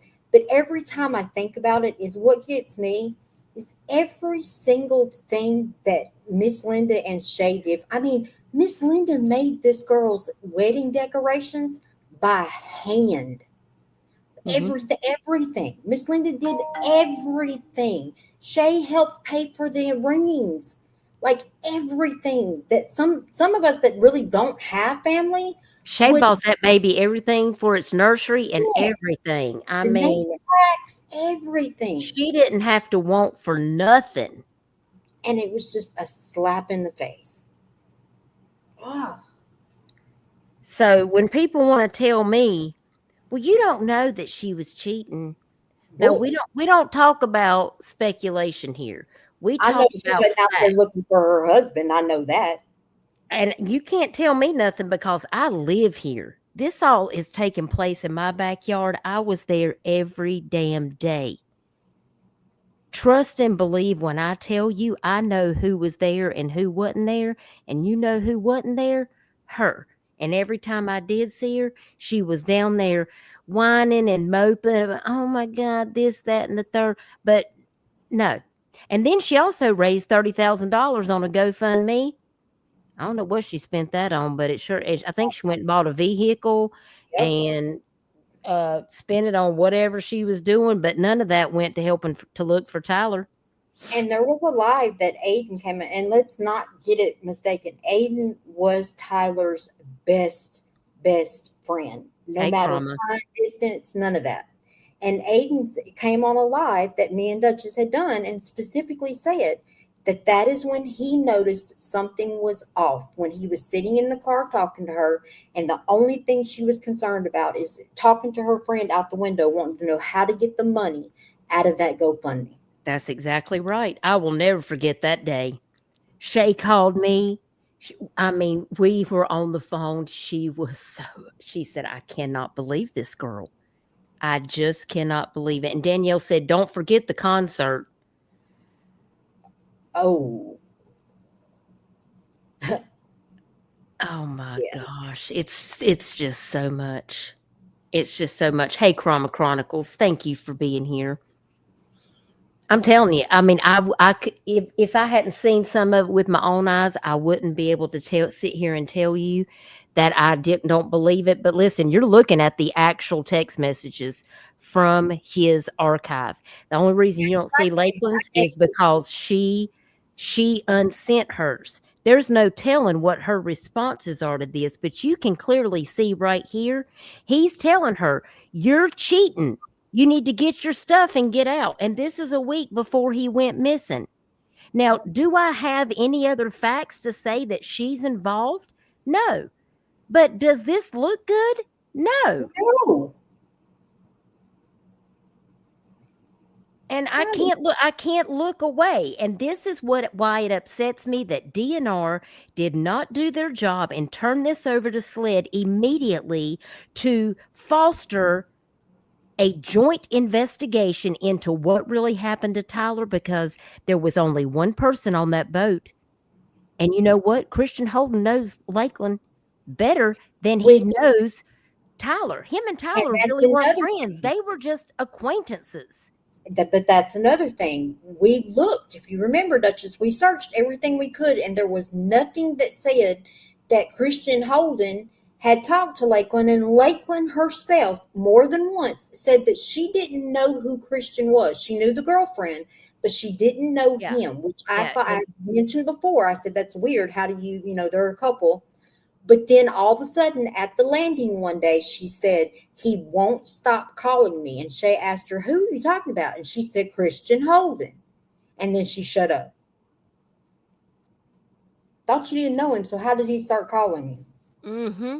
Exactly. But he wouldn't talk to them. The very next day, his daddy wouldn't even let him get on the phone. Nope. Told Shay's husband, my son is not getting on the phone. Don't you call back here. He is not coming out there to show you where Tyler's boat went down, and cussed Shay's husband out and hung up the phone. And that was, let me tell y'all something. I don't knock anybody on how their parenting is, but I'm gonna tell you now, it wouldn't even have to be my son. It could be my stepson, my brother. I don't care. But if you in my house and somebody calls me and tells me that you're the last person to see their child alive, oh, you getting on that phone. You are getting on that phone, or I'm going to jail. Because you getting on that phone. No, she wouldn't talk to the media either, Danielle. She didn't want to do anything. But she sure enough wanted to collect that money. No, she's the one, her and his, I don't even like saying the word, how can I say that? His birth giver or whatever told the media that they were going to sue him if they put anything on the news. And I got that on recording. How you going to sue somebody for trying to get out the information that somebody's missing? Make that make sense. In hopes that more people would bring their boats and, go out and look for it. And she told them no. If she's seen anything on the news, she had the one news lady in tears. Yep. So I'm going to let y'all listen to this for a few more minutes, and then we're going to go on to another clip because I got a lot of stuff I want to share with y'all. So just remember, when you have a lot of questions about the Tyler Doyle case, let's not forget about the wife. But he had, so I know that we both agreed that it's hid, whatever. Oh, it's not hid. That's the know it. It'd be so different if they didn't know anything. Hold on, I need my flashlight. It'd be really different if they didn't know about us. Yeah. But he had, so I know that we both agreed that it's hid, whatever. that makes me mad because they know about us. It makes her mad because they know about us. It'd be so different if they didn't know anything. Hold on. It'd be so different if they didn't know anything. This pisses me off. The more I listen to it, the angrier I get. I think they were barely a year. Somebody asked when they were married. I think it had barely been a year, maybe a little over a year. I'm sorry, but I just don't believe in coincidences. You know, I mean, well, it's iffy for me. You know what I'm saying? Like, that's a tough one. Elizabeth is asking if, for the new people, can you give a brief rundown on what happened? Let me give you a brief rundown. Okay, I'll tell you what. I'll go over here, and I have a little, a quick update and I think I played this at the beginning of the last one, but I'll play it again on this one, and this will kind of give you a recap about the case. Let me see if I can go over here and find this video. Hang on one second. Got to go over here in my studio and grab this video. This is like a little case summary that I did, and this might help y'all.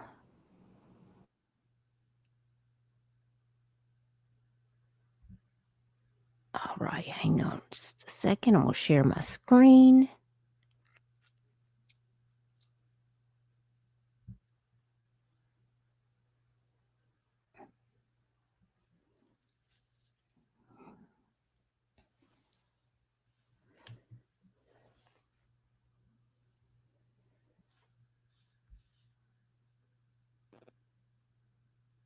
All right, and this is the case summary of Tyler Wilson Doyle missing in the Little River Inlet of South Carolina.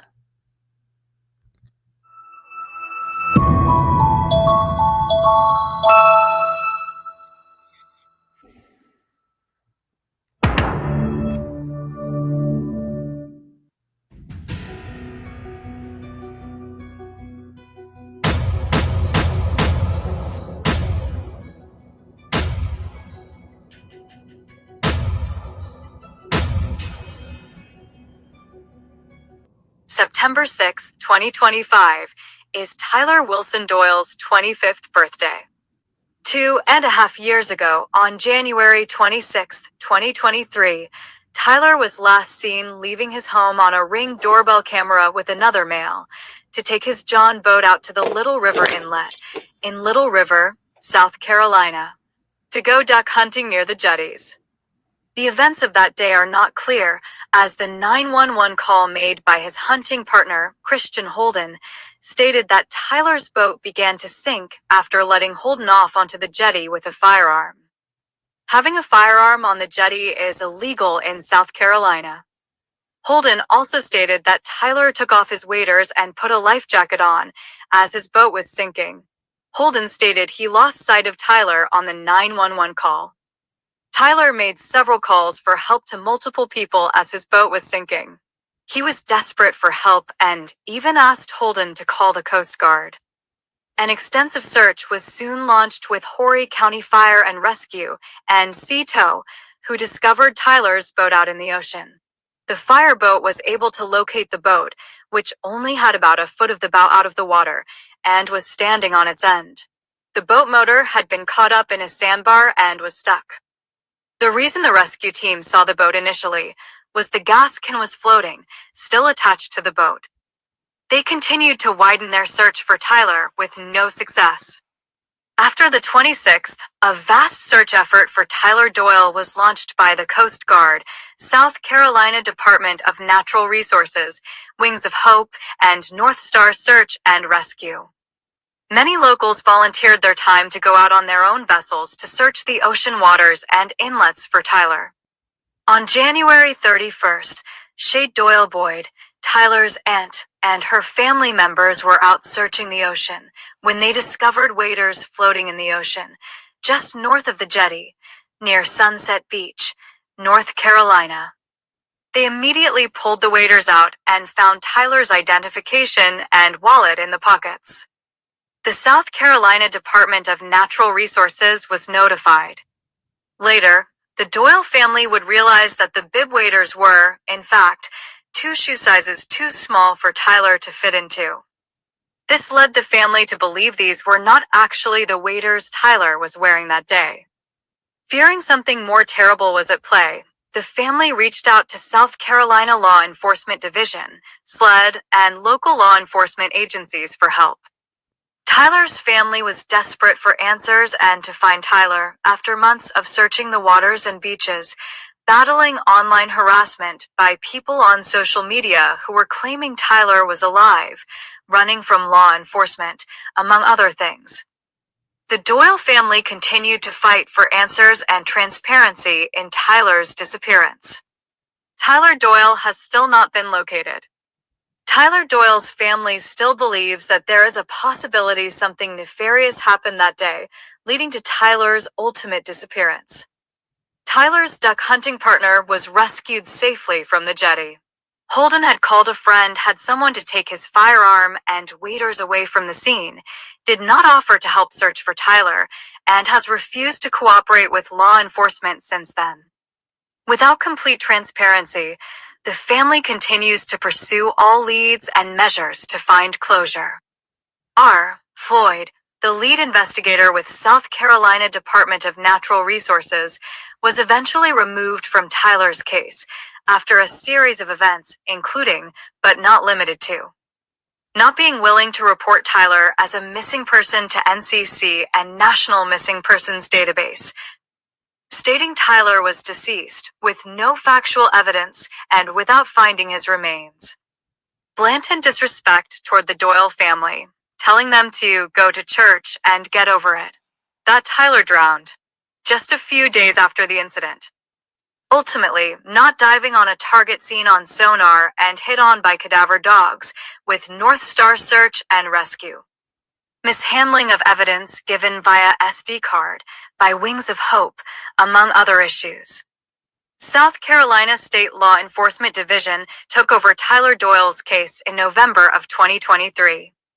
Tyler Doyle has still not been located and SLED is still actively investigating Tyler's case. If you have any information regarding Tyler Doyle's disappearance on January 26, 2023, please call SLED at 803-896-0281 or email at sled.sc.gov.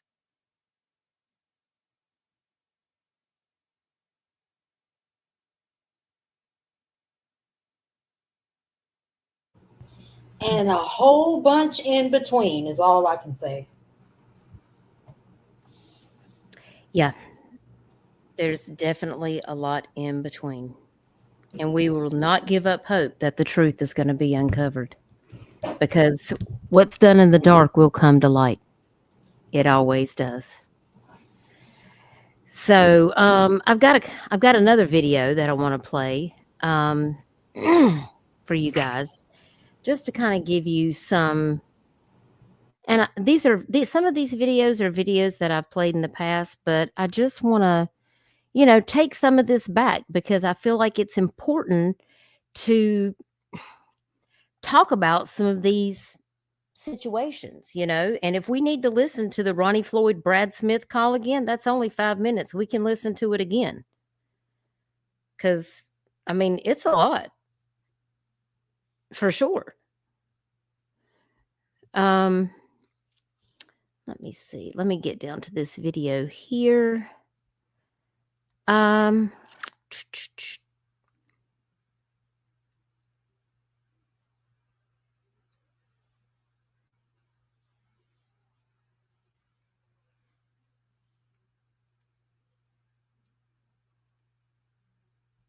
this is a good one right here. All right, let me get over here on my screen. I'm going to share my screen and then I'll share this video with you guys.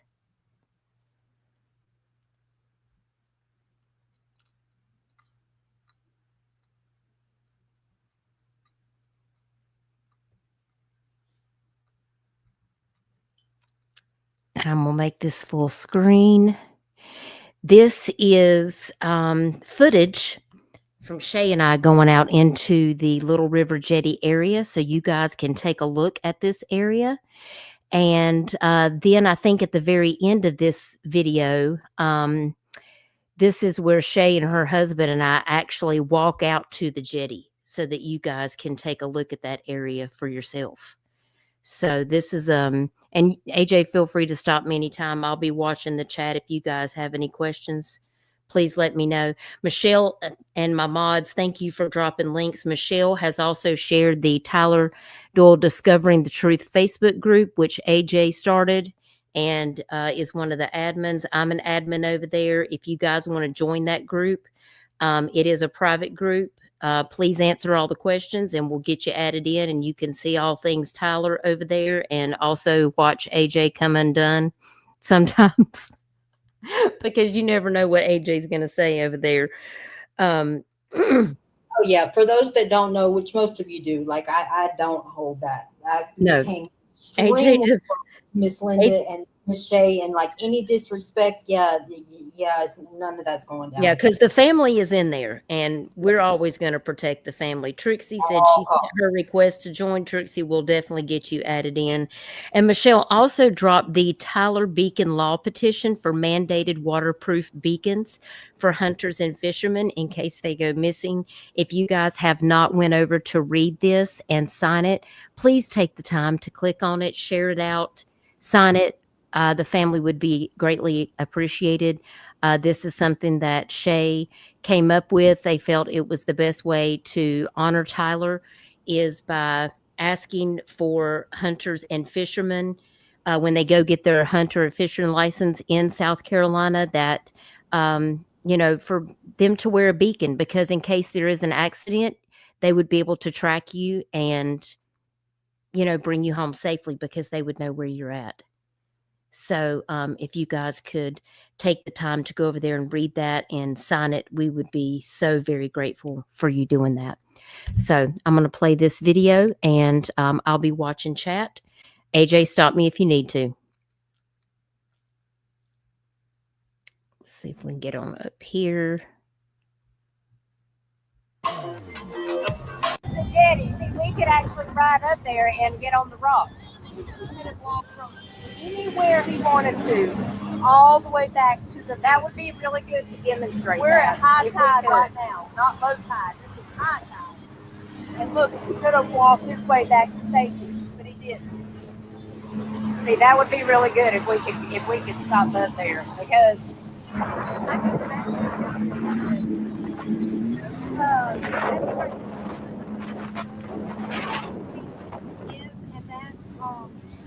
whatever that tower is, that's where Tyler's boat went down, right in front of those rocks right there. Okay, that would be a good place to see if we can go somewhere near that. I am, but I'm not going to go fast on the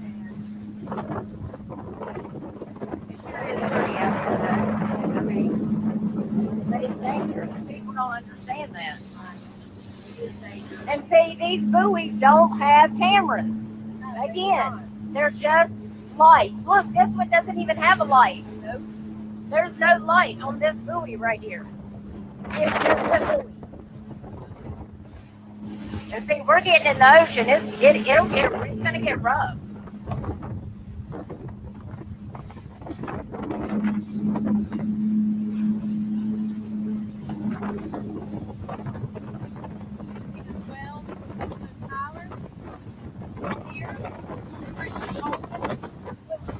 Christian Holden was here.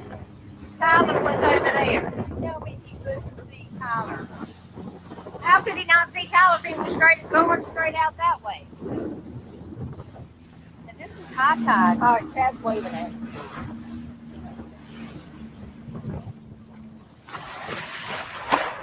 All right.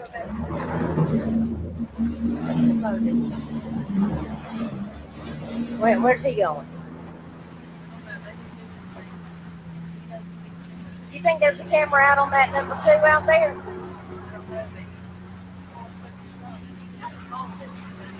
Oh, he thinks we're coming. Look.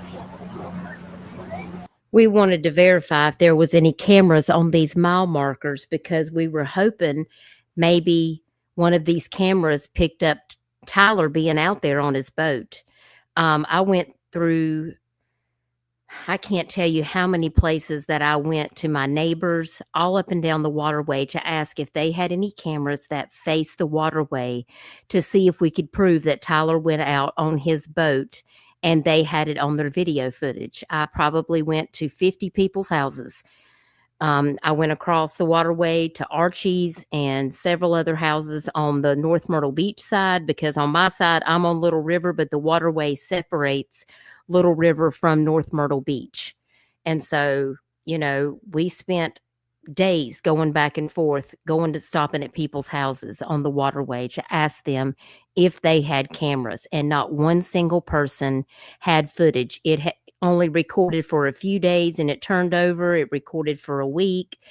Shay and I did go to Archie's to try to get footage from their camera, because Ronnie Floyd would not go and ask for camera footage. And by the time that we got around to asking them, their camera footage had already been recorded over. So there was not any footage from the time he left the boat landing, and there's no cameras at the boat landing. There are on some other boat landings in North Myrtle Beach, but on the boat landings in Little River, there are no cameras because Horry County doesn't fund those. And that does remind me. So I know that when all this first came out, a bunch of people, I mean, it got really, really hectic. We've seen so many fake pictures being made. We've seen pictures being posted showing Tyler at the dock where you fuel, because that dock does have a camera. But you guys, that wasn't Tyler. So I just want to make that clear. Like, there was no sightings of Tyler after the time that he went down, besides the people that made it up. Correct. No,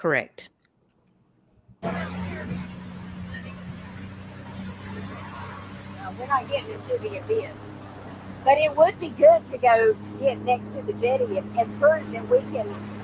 Because look, it's not that. He could have plainly. Okay, I don't know if you guys can see that. It's kind of hard to see, but this big rock formation that sticks out right here, that's the jetty. That was man-made. It took years to build with cranes. And it's these huge boulders that you can actually walk up on top of. And there's the tip.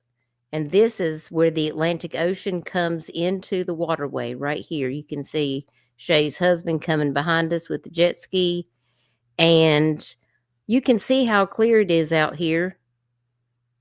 You can see from this side of the jetty, and there's another side of the jetty on the opposite side of the screen, and you can see from one side to the other.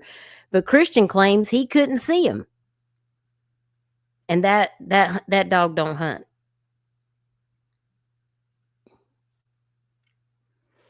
Hannah says, the boater's name that saw Christian. The people on the boat ride. Oh, gosh, the name escapes me. Yeah, Barry Barry Hayes. Yeah. Hayes. What a joke. And they did talk to them. He was there with his wife and apparently, I think, his in-laws on the boat. Hey, Zena. Good to see you. I hope you're doing good. Yeah, so we all have a few different opinions about that. Here's my thing. They were going out from the jetty when Christian Holden attempted to flag them down. First of all, I think Christian Holden waited. I think they had been coming out already, and he waited because he really didn't want to draw attention. But he did just because he was on the phone with 911. But my personal opinion is you were already going out into the water, but yet all of a sudden you couldn't go out there and look for Tyler because it was too rough. Then what the hell was you going out there for? So we all have different opinions about that one. And Chantel, thank you for being here. Chantel says, well, what do you think happened to him, Dutchess? Do you think he even went out that day? You know, it's very difficult to say. And my opinion on YouTube is not going to solve this case. I do have my own opinions about what I think happened, but I try to keep mine limited because I don't want to, I want people to make their own decision based on the facts and the receipts and the information that we have on this case, and let people decide what they think transpired that day.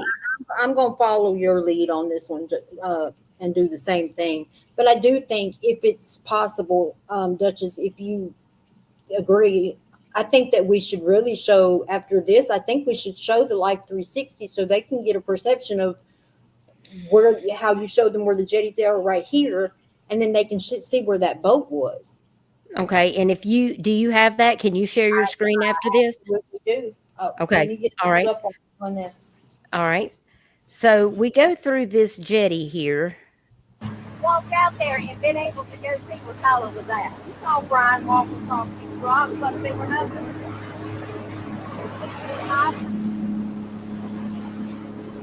Look, we can see the beach side on Sunset Beach up there from here. Yep. You want to see on the south side. And that's the south side jetty right here. You can barely see it, these rocks. That's the south side of the jetty. You got two sides of the jetty. And Christian claims he couldn't see to the other side of the jetty. But it was clear that day, just like it's clear right now. And if you stand on that jetty, you can see to the other side of the south side jetty. You can see out straight into the Atlantic for miles, and you can see all the way up Sunset Beach. I've stood on that jetty. Michelle has stood on that jetty. Allie has stood on that jetty. Shay and I have stood on that jetty. I can't tell you how many times. It's clear.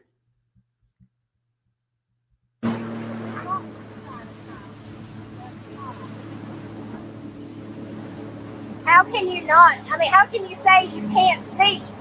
You can have a clear view of, I mean, if he was way back here, was he way back here? Yeah. Okay, well, he could have walked. Why didn't he just roll on the rocks and follow? We can see a hotel from over there. Did you hear that? We can see a hotel from over there. Yeah, you can see all the way to North Myrtle Beach from standing on the jetty. And in case you guys missed it in a previous live stream, Christian Holden told law enforcement, they told him to stay right there so they could come and rescue him because he said he was trapped on the jetty. But the truth is, you can walk down this jetty all the way back to the beach, even at the highest tide. You can walk straight off them rocks, right onto the beach at Bird Island, and you can walk. Now, it's about 2 miles. Now, Michelle will tell you that it's about 11 miles because it's a long hike, but you can, even at high tide, walk off that jetty onto a beach safely and walk about 2 miles up to Sunset Beach, and you'll be right there, and you could have knocked on somebody's door and said, hey, I need help.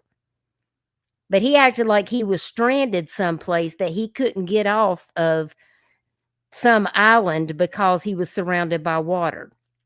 No, he could have walked right off there, but he didn't. I can't explain it.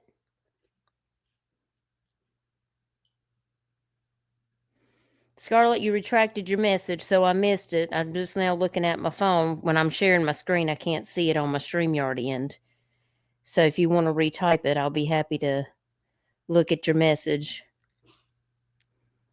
Miss W, thank you for being a member of the Dutch Bus for 12 months. We appreciate you so very much. Yeah, I can those hills from over there. I can see everything. Walk hills of all sides of the power. That don't even make sense. I just see none of that makes sense. Trixie, he got rescued because the Horry County Fire and Rescue had to come out there and get him. Yeah.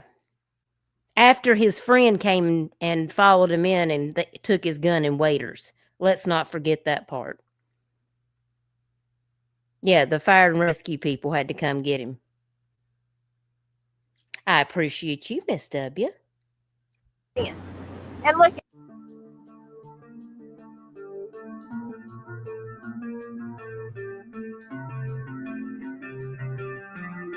All right, so on this part right here, we're just riding through looking at some of these. Like here, you've got the waves crashing. This is right over here at Bird Island. Here's the jetty. All these high rocks right here.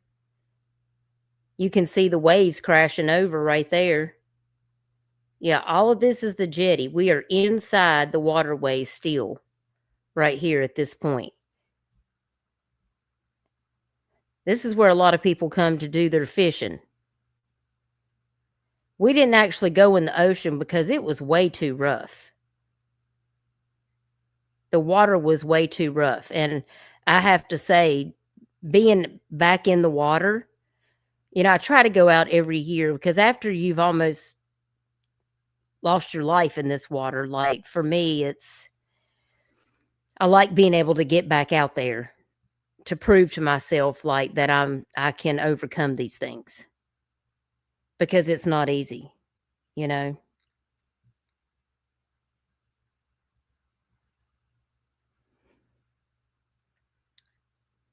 And there's Shay's husband coming up beside of us, and there's a shrimp boat. That's like Mr. Danny Jewel. He has a shrimp boat just like that, and he was going to drag his nets. Hey, Kristen, thank you for being here. The fact DNR wasn't suspicious of Christian,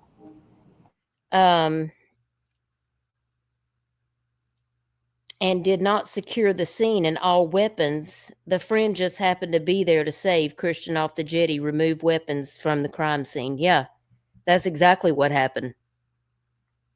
That's exactly what happened. And they did not ever get the gun. They never did get the gun and any of that back. There's no telling what happened to that. Why you need somebody to come get your gun? And by the way, Christian did end up getting a ticket for that, because it's illegal to have a firearm on the jetty. And I'm sure that he knew that. So that begs to differ for me, like, okay, so what really happened? What if Christian was climbing on the jetty with a gun and the gun went off? What if something happened and he tried to cover it up? Like, how would we even know? Because he had his friend to come take the gun away. And that should have never happened, and he should have immediately been charged for that. If Right, there is a crime that took place before- and the gun is removed, that is a no in an investigation of a missing person. That should have never happened. Right. But I've said it before. Had he have stepped up, even if it was the very next morning, had he have stepped up and said, look, I see the hurt and pain that it's causing. This is what happened. And then, I accidentally fired and then I got scared. I think the Doyles would have respected that more. But to just shut down and act like he didn't have to do a damn thing and it wasn't even on his mind, like, come on now. Exactly. And Trixie, yeah, they could have seen if it was fired. But because he got rid of the gun, how would they have ever known?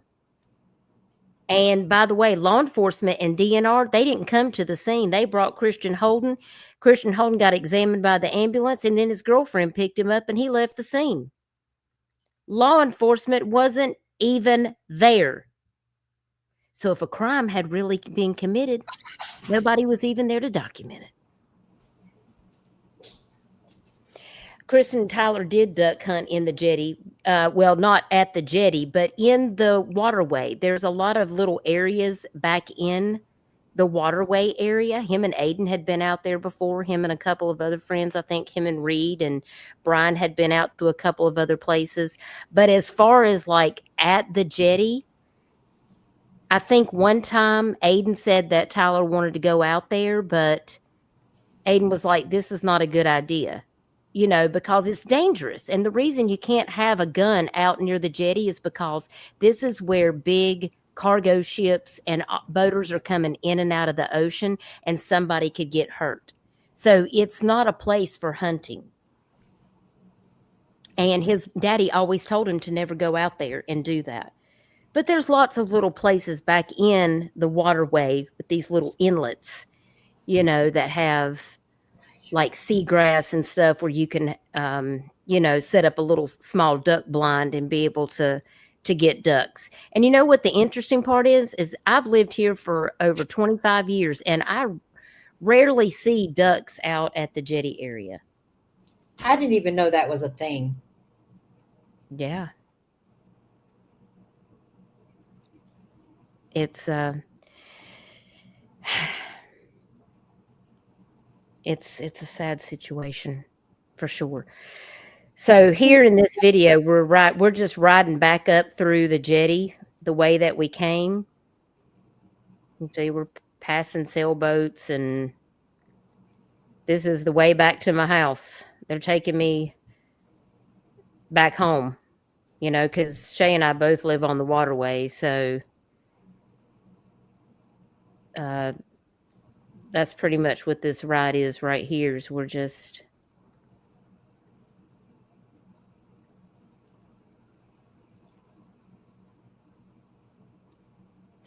and here we take a little trip. Sunset Beach down to Bird Island Reserve, where the jetty is. It's about a 2-mile hike, and I think it'll be really good for people to see exactly what the jetty looks like, what it sounds like, and to clarify that there are no cameras, no houses, no clanging buoys. Exactly what does it look like out there? If you're not from this area and you haven't been out there, it's important information to know. Definitely. So come take a walk with me.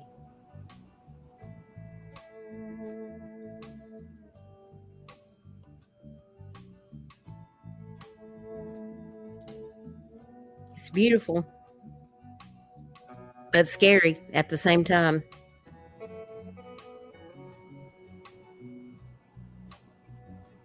The sky, it was so clear this day.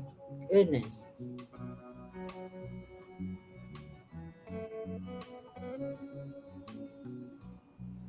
See, we're literally at the very end of this street.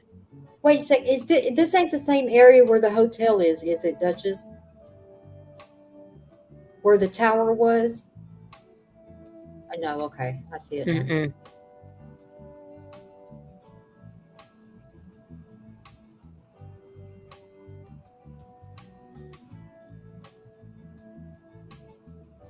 Oh, this gives me chills. And if you remember, right in this area, that is where Tyler's phone supposedly last pinged. Yeah, that's what I was asking, if this is near that hotel. Yeah, it is. Because remember, I went there. Mm-hmm. And I looked through all of that. Yep.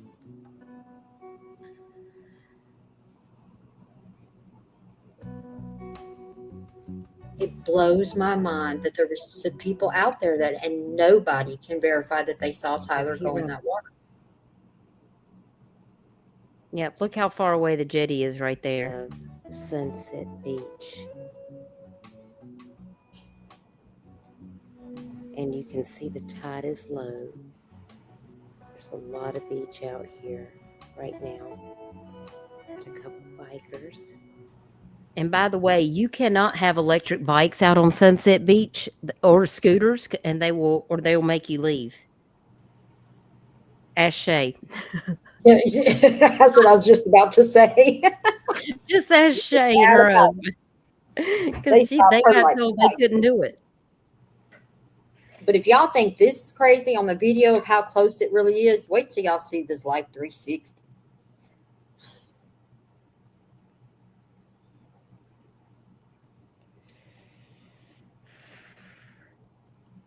I mean, there's literally nothing out here, y'all.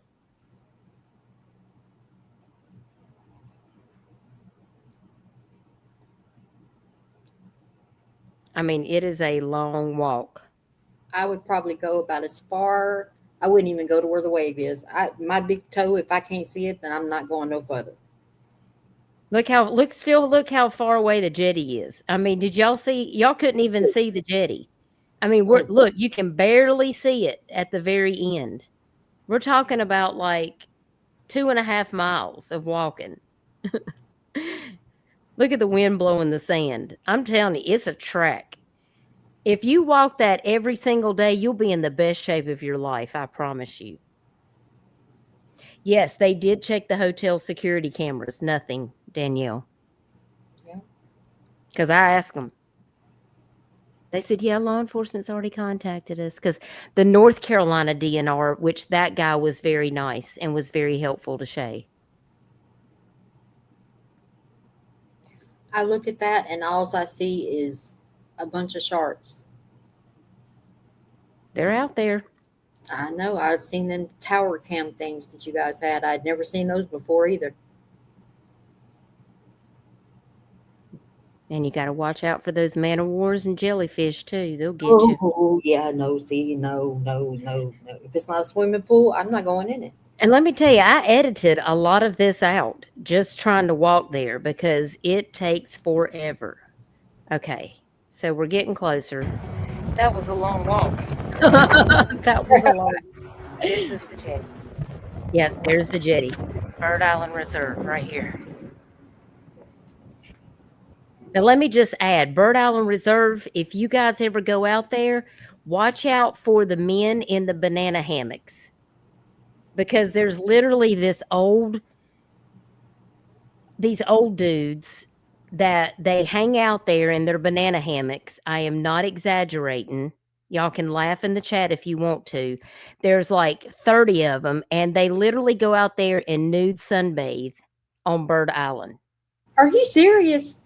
I'm telling you, they were waving at me and Michelle and Allie. They were like, hey, hey. And I was like, go faster. Go faster. Oh my gosh. I'm serious. They do. They get, and it's the strangest. It's you can't even make this up. See, Wine, Crime, and Mayhem knows I'm telling the truth.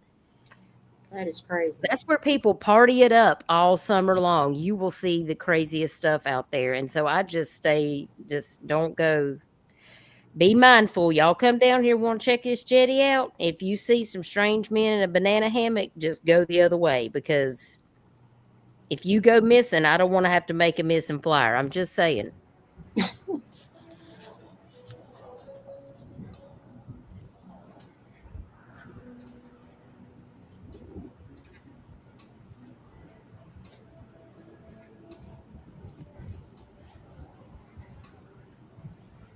Okay, well, he's got on shorts. He's safe.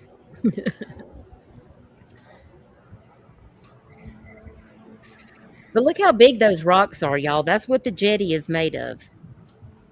Daniel, you been to Bird Island? I figured you had. There you go. It's low tide right now. Just so y'all have an understanding, it's low tide.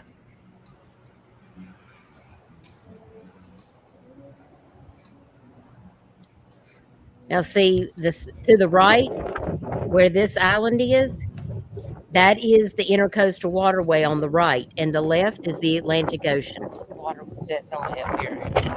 Look at that sky. It goes all the way up and down. Yeah, there's a lot of wind in this video, but see, that side is the ocean. That's the Atlantic. And then this jetty just goes all the way out. But so the left is the ocean right here. But on the other side, that's where you come into the waterway. But that's literally what the jetty is. It's just these huge rocks. The sky looks amazing out there, don't it? But that's the waterway right in front of us to the right. And those rocks is literally what separates us.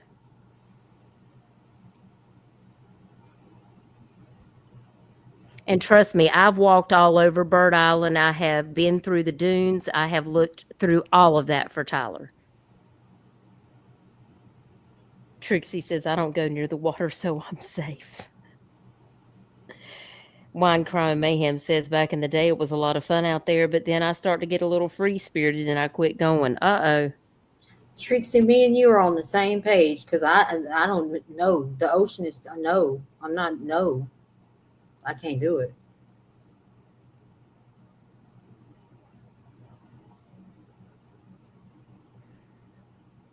I mean, just look how open all of that is. I mean, look how clear it is. Look, you can see the South Jetty, and I'm not even on the jetty rocks. You see that big aisle that was straight in front of us? That was the South Jetty. And I'm not even on the jetty, and I can see the south side of the jetty. which is crazy to me. When it gets back over here to it, I'm going to pause it. Okay, stop. Okay, look how little the people are right here. See this thing back in here? That's the South Jetty right there. That big line in the back. That's directly across from the North Jetty. All right, here I'm meeting up with Shay and Chad. She made it. Here she goes.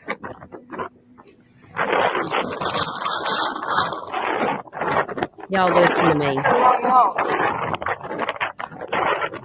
That's what I said. I'm tired. This is the north side. South side. See, all the way to the end. Just get off the rocks and walk. Yep, let me stop it right there. See Chad standing on the rocks, and look right here. That is the South Jetty right there. How in the world you going to say you can't even see the South Jetty, and I can see it, and I'm not even standing on the jetty? I'm standing inside at the Intercoastal Waterway beach. Here's the ocean. This is the Atlantic. This is the Intercoastal Waterway beach side. There's the South Jetty, and there is the tip of the South Jetty right there. You can see everything. That's not when you're a damn liar. I can see from right here. Where exactly was he on the rock? Was he down further? He was a little bit down further that way. That curve, past that curve, I think. But you gonna tell me he didn't see Tyler's boat from that side, and it drifted to the north? I can see the other side of the jetty from right here. Well, you Right. can see both sides equally the same, you know, if you're in the jetty or rocks. Because, I mean, look how much higher above the water are you? You're 20. That don't make any sense. Oh, it doesn't. That don't make any sense. Look at me. You damn right it don't make any sense. Maybe at least 15 foot above the water. So if he didn't see him anymore, the only way that he wouldn't see him is because he went under, okay? So you're saying something just got him? Well, you would still be able to see Right. the boat, because Because the boat if always. you have a life jacket on, Yeah. how are you just going to go under?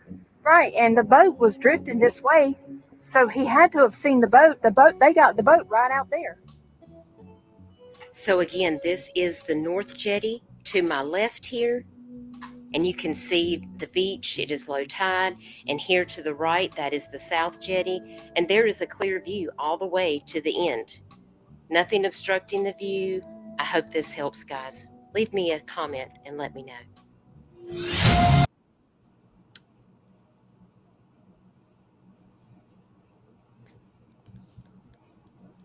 Does that make better sense? I mean, because if you're not from this area and you don't understand when we're talking about the waterway versus the Atlantic, what a jetty is, like, you may not be able to really understand that. And yes, you can see everything. Hannah says, why was he already there with a boat trailer? Well, the boat trailer was at the boat landing by my house, which is about 3 miles up the waterway.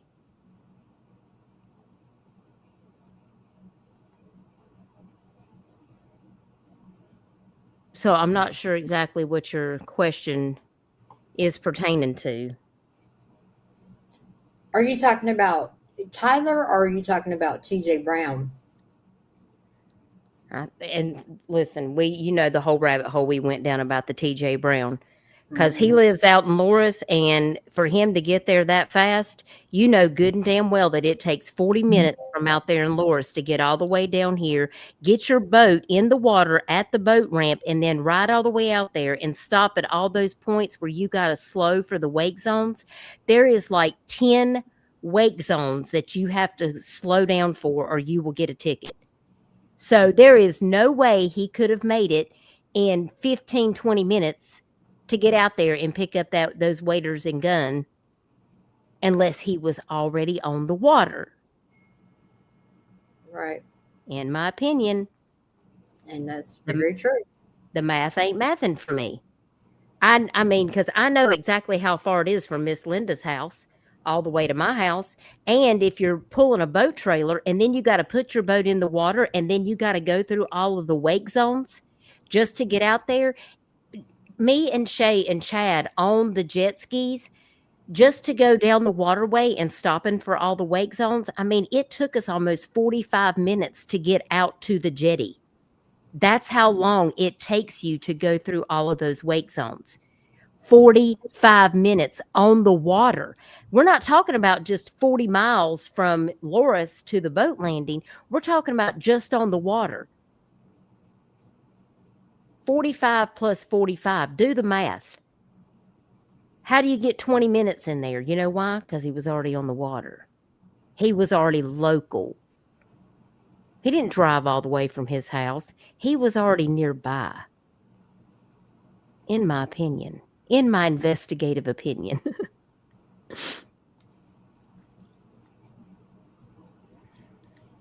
Hey, Kelly Olivia, thank you for being here. I agree. This seems odd. I'm in Florida and I'm very familiar with the jetties. This is very, very suspicious. Well, thank you for being here. Danielle, I mean, I agree. It is time consuming, Chico, for sure. Now, I've got a couple other things that I want to play that I think is very important for us to just quickly talk about. I've got a couple of timestamps here that I think is, let me look over here and see. Oh, this is one that I think that I wanted you to walk us back. This is something that we brought up, I think, in the last live stream, but I had to find where I had this clip so that I could get to the right video so that I could bring it up. And it was under my Hidden Truths live stream. So let me go over here and pull that up. And it's in regards to the boat, because I wanted you to give your take on it. If you remember, we were talking about the boat, and after it was pulled in and the foam had time to dry out.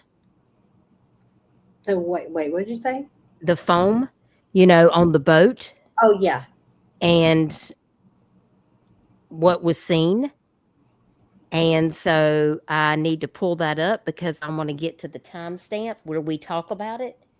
Okay. And so we can take a look at that, because that's something that I needed to get to the timestamp on. So let me get over here and pull that timestamp up. I think that was at the 2-hour, 33-minute mark, if I'm not mistaken.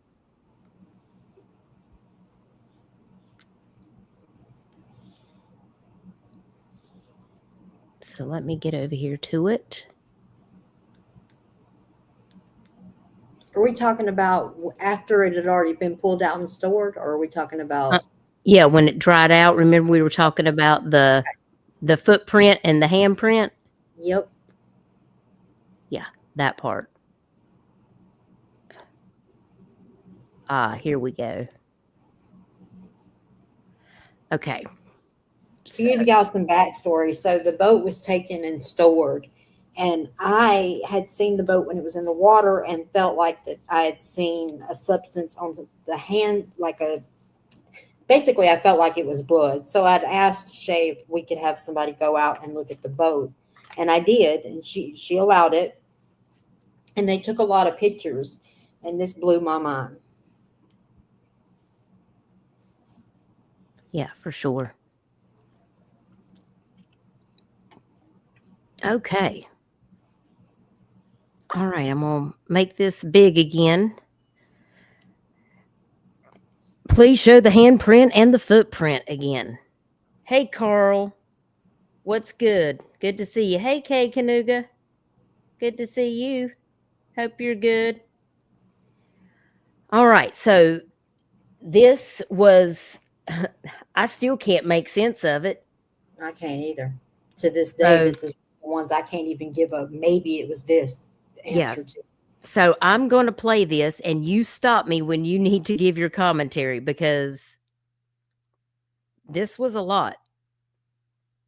you the one of the handprint through email. Okay. All right. So Jeannie just says she wants to see that. And of course, I'm going to do it for Jeannie. So I'm going to go over here and share this now. And maybe y'all can give an explanation that I didn't see. Like I said, I don't know nothing about boats. I just found it to be weird. So I'm going to stop it right there. Let's see. What do y'all think about this? Now, according to the family, this was not like this before. Well, we have pictures of it that he took for insurance purposes the day before he went in the water. It wasn't nothing like this. Do y'all see these little imprints on this foam? But that top one ain't a footprint, though. No, that's a handprint. And to me, I feel like that the only reason a footprint and a handprint would be facing that way, in my head, and I'll be the first to admit, I know my mind gets running away with me, but in my head, I feel like if Tyler was knocked down and he put his hand there to try to get up, but yet somebody steps on at the same time, because it can't be his foot and his hand right there. I mean, this ain't Twister.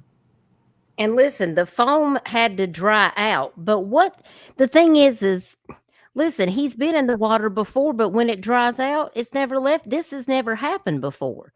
It almost looks like there's something with bleach in it. Am I wrong? I mean, that's the only thing I could think of, because if it was salt water, the whole boat had been flooded. I think it would all look like that. Yeah.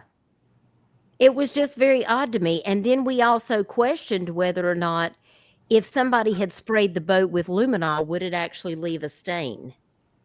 And the answer was luminol does leave a stain. Yep. Yeah. Because this is when the boat had been pulled from the water after it had dried out and it was stored. And look, you can see those are footprints. See the shoe impressions? Yeah, we got the shoe impression. We figured out what shoe it was. It was those, oh my gosh, what are they called? Like the racing type shoes. And Hannah, Shay, and all of us we've started at Tyler's house. We have worked this case back and forward since Tyler went missing. And that's why we're still here doing this. And that's how we got the case turned over from Ronnie Floyd with South Carolina Department of Natural Resources. And now SLED has been investigating for almost 2 years. And we're still waiting on them to come up with something. There's the handprint. And yep, there's the handprint right there. I just can't imagine what would have you put. I mean, what would be the reason for you to put your hand flat right there in that spot? And why is it leaving a discoloration? See, that's weird to me. What actually happened right there? I mean, because I don't know. It was just very odd. You know, and I did ask some people that own boats, and they were like, it looks like something had bleach on it. Something that's gonna imprint that foam that is gonna make that permanent mark. Yeah, because that's not wood, you guys. I don't even know what to call it. I thought it was wood at first, and it was explained to me that's like a foam. He used to decorate the boat.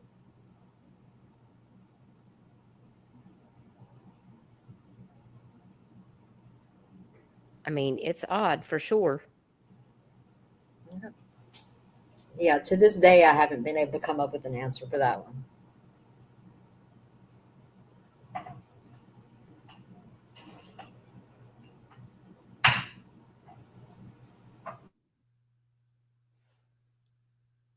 Yeah, it's very odd. Let's see what we're saying here. 2 different times. I mean, of course, what are you going to be doing around that area to make something simultaneous? He had just installed that. I mean, why would you have your hand there, period? It looks like somebody's stepping into the boat.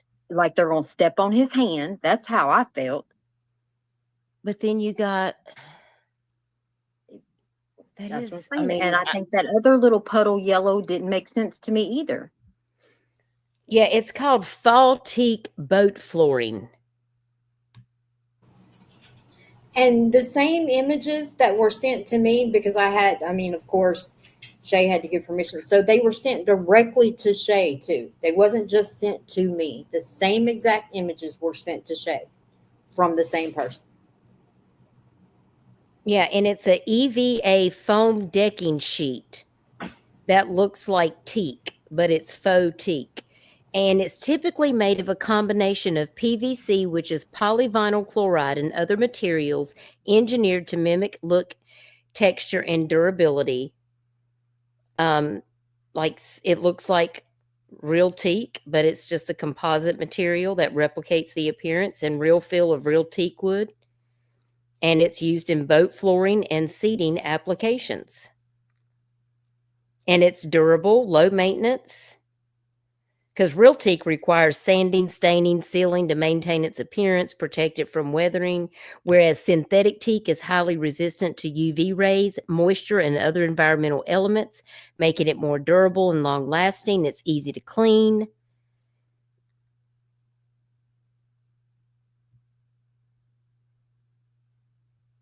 So I just thought that was very interesting.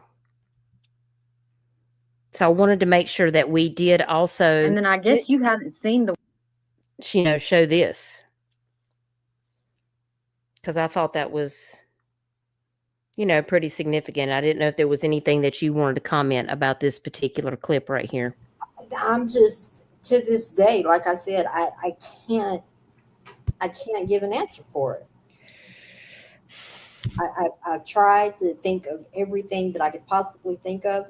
The only thing that would make a discoloration like that, I wanted to say bleach, but then I had to think about, okay, then is that Tyler's hand, or is that somebody that came and tried to clean up the boat later? Because, Yeah. I mean, it'd be kind of silly. What would you have? I mean, all the water, they couldn't be Tyler's hand, the way that the water filled the boat. Right. Exactly. I just thought that was pretty interesting. And I But thought we might just take a look at it. the plug thing was pulled out, things that they can't say for sure, but they don't remember being pulled out. And the way that the boat was, that there is a slight possibility somebody got access to the boat. Yeah, for sure. Or like when Ronnie Floyd had the boat. See that part. Yeah, because we know that line wasn't cut. I know that for a fact. Yep. Then Ronnie took the boat, and then all of a sudden, boom. And wouldn't let the people, I wouldn't let Shay and them near it. And Shay said that when she walked in there to see that boat, that the gas smell overwhelmed her. Like she had to step back and take air from out of the door. Because he cut that line.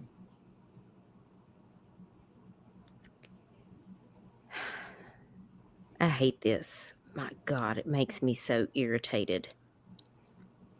I mean, here's the thing. God forbid we never find out. At least we do know that DNR Ronnie Floyd totally screwed this whole thing up. No matter what, he screwed it up. Yeah. Now let me find this next clip that I wanted to play. Let's see. Let me find it. Live update with Shay. Because there's a clip out of that I wanted to play too, but I got to find out where this is. Sometimes when you're going through these, you don't realize like how many videos you have on your streams. And there's a lot. Let's see. Let's go back up here.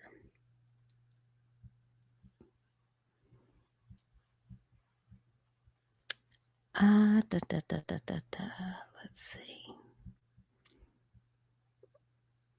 Y'all still hanging with us? While you're waiting, please don't forget to hit that like button. And if you want to join the membership, please do. We appreciate your support. It helps me to be able to continue to do what I'm doing, which is bringing y'all the truth. And AJ, I do appreciate you and all of your help working on this case because it's been a lot. Like, we're heavily invested into this. Oh, I won't ever stop working on Tyler's case. Me either. Somebody's gonna answer one day, one way. I just sent you the Life 360 images to your Facebook Messenger.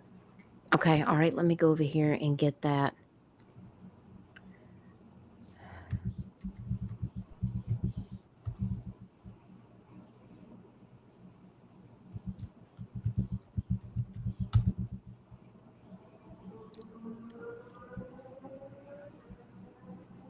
Do, do, do, do, do.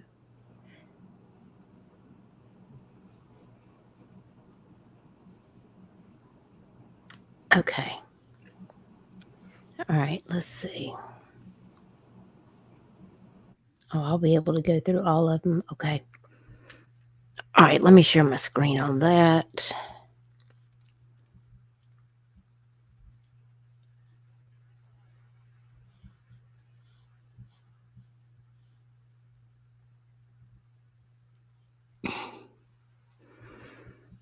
All right, walk us through it. So when you're looking at it this way, the South Jetty is on the left if you're looking straight at your screen, and the North Jetty is on the right. The North Jetty is where Christian Holden was standing. And if y'all remember in the 911 call, he tells 911 that Tyler went around the South Jetty. But you're going to see, nan time did that Life 360 ever ping him going around that South Jetty. He didn't go on the other side of the South Jetty. But Christian Holden said he did. Remember when I showed the video and I said, well, I'm standing on the jetty rocks, when y'all saw me standing on the jetty rocks, and I said, to my right is the waterway and to the left is the Atlantic Ocean. Well, out here, all of these little pings, this is Sunset Beach, y'all. Remember that long hike where I'm like, oh my God, it was such a long walk. And I walk up here and I meet Shay and Chad right here. And we walk out here. This is Bird Island, where my little mouse is. Can y'all see my blue turquoise mouse moving? Can you make it bigger, Dutchess? Let me see. Wait, let me. Maybe I need to make my screen bigger. There we go. Okay, now, yeah, I can see it better. Okay. So you got my mouse right. Maybe I just need to make my mouse bigger. I'll have to work on that. This area where I'm circling is Bird Island with the crazy guys I was telling you about. So you're walking up Sunset Beach. I meet Shay and Chad right here. Here's that jetty coming off right here. Okay. So this is the Intercoastal Waterway, and this is the Atlantic. So all of these pings, this is out in the ocean, right in front of the jetty. I mean, I feel like he could have got off and swam to the jetty. It's that close. One of them looks like it almost is going to hit the jetty.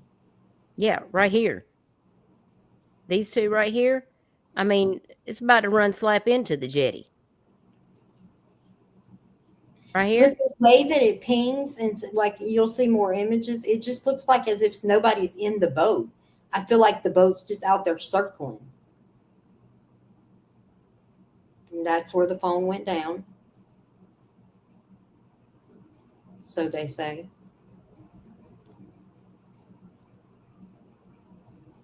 So to give y'all some perspective, go back real quick, please, Dutchess. Okay, so the purple line that you guys see in between coming out of the waterway, that's going to be where he was coming, and he drops, if we believe he was in that water, and he drops Christian Holden off. Okay, and then he's going to go around the other side of. So yeah, what is that's the last one. That's the last one. Yeah. Like okay. If you go to the other images, they're not so smushed together. There we go. So y'all see there's one dot right there. That's where he allegedly, yes, that's when he allegedly dropped Christian Holden off. But when you're coming around, you're going to go, where you see the other dots, that's not the South Jetty, that's the North Jetty. Yeah, and Ronnie Floyd said it was on the South Jetty. which is a bunch of bull. He also drew a picture of Tyler standing on the boat waving like he was saying bye in a pageant. Yeah, that didn't happen either. Oh my gosh. So if you But follow his Christian little pattern, he comes at, and he's Yep. way out here, but then look at all this. I mean, he's doing all kinds of, which is I mean, why I felt like there was nobody in that boat. I feel like it's like the motor is just spinning around. make it make sense. Look how close that ping is to that jetty right there. Yeah, this right one. there. Yeah. You gonna tell me he couldn't have just jumped off and got? I mean, come on now. And then all of a sudden it goes out and it sinks. That's the end of it. Yeah, which brings us to this ping right here. This is the South Jetty over here. See, look, all of a sudden then the boat just goes all the way over here. And then just stops.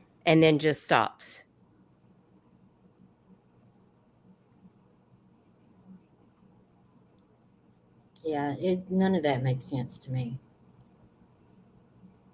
But he makes it seem, all these pings that you see on the north side, Christian Holden makes it seem like that all happened on the other side of the jetties, and that's why he couldn't see Tyler anymore, which we know is a bunch of BS.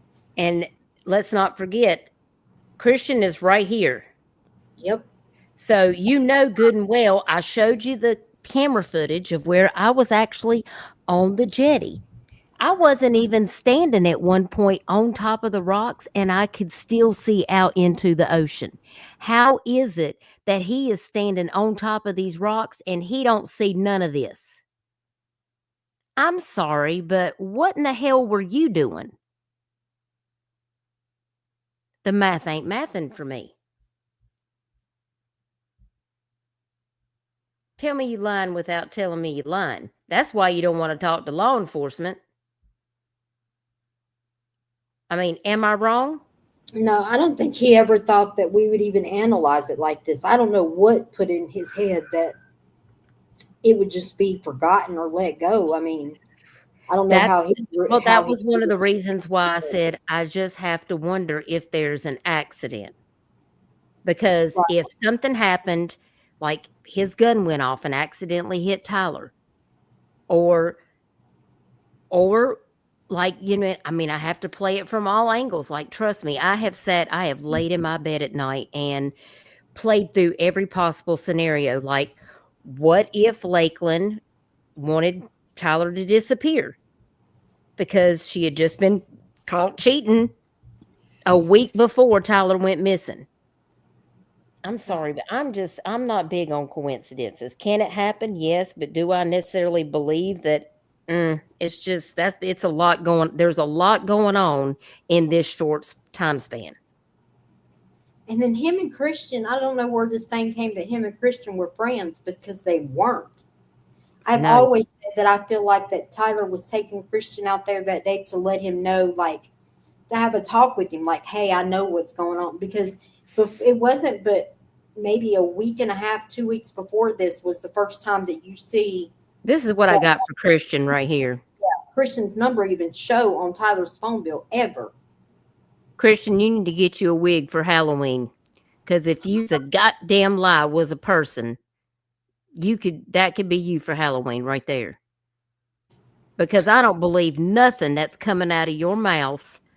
All this crying and moping, and I don't know he had on a life jacket, but he didn't have on a life jacket, and I was scared for my life, but there was no fear in your voice when you were talking to 911.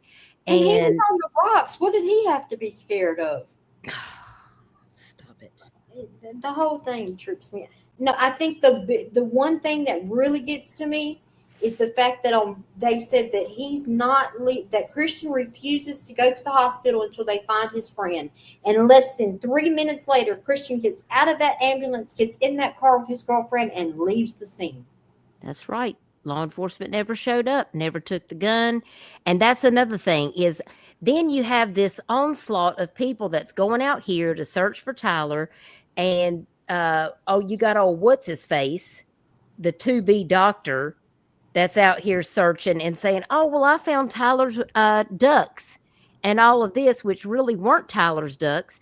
And listen, anytime you find something in the water that belongs to a person that's missing, you should be turning that over to law enforcement.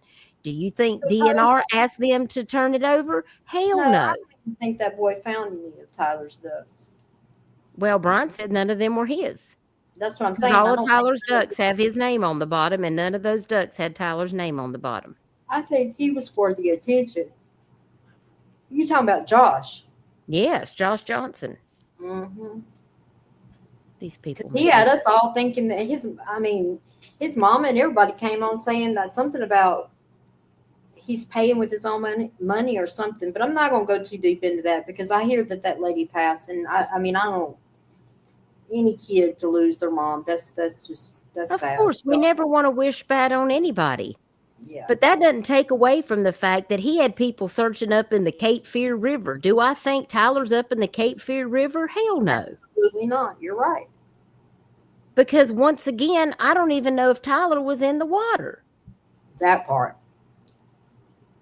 Because something is not adding up. And had law enforcement investigated this case properly from jump, we may not even be here today.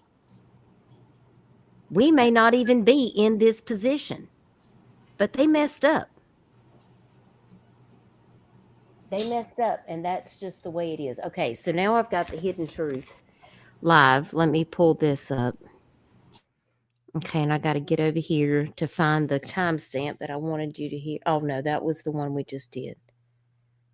I cannot find where's this live with Shay that I was looking for? Oh, I got the one that I wanted to play.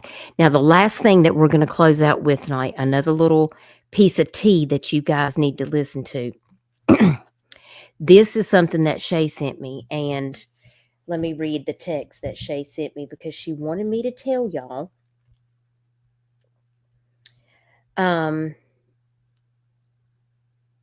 She wanted me to let everyone know that the person who sent her the random nasty message request on Facebook saying that they knew where Tyler was at and that she was going to shred Shay was dealt with by SLED and turned over to the FBI for cybercrimes.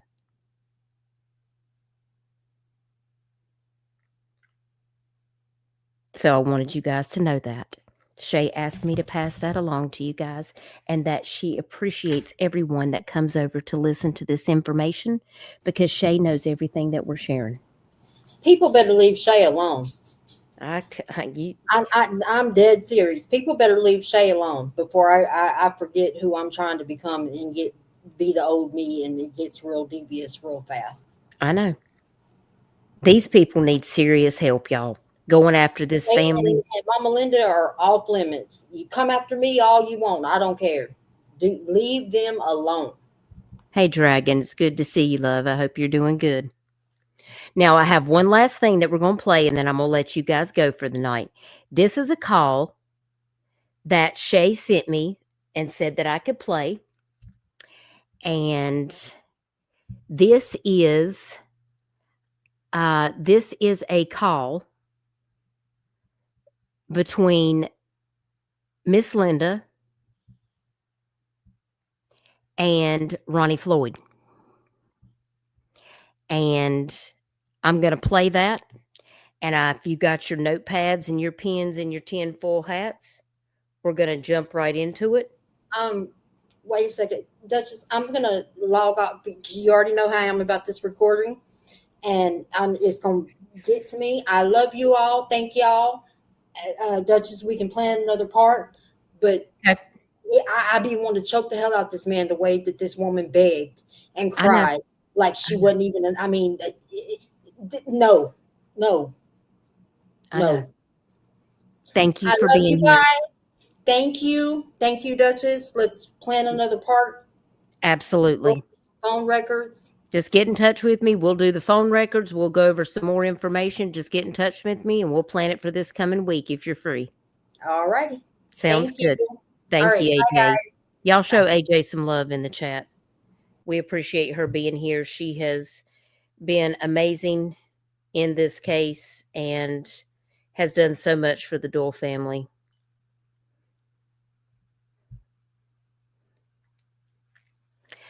But I do want you to hear this phone call, and it's probably really gonna press on your nerves. But it's important to share the truth. This phone call is between Ronnie Floyd and Miss Linda, and Miss Shay sent it to me so I could play it for y'all. So buckle up, because here we go.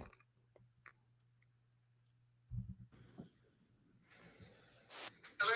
Hey, Mr. Ronnie.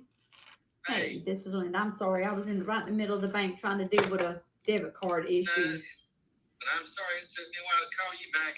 I'm in the middle of another kidney stone. That's a great day. Dang, whatever you're doing, you need to quit. I know. There's a few things I need to ask you. We had talked to the lady, that Catherine Pope, and she said that we would have to go through you to see that the DNA got to her. Do you remember what she was talking about, Tyler's DNA?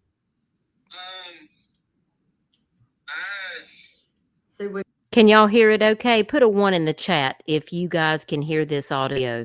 Okay, give me some feedback. Because it's kind of low on my end. So if you guys could just give me some feedback in the chat. Thank you, Dragon.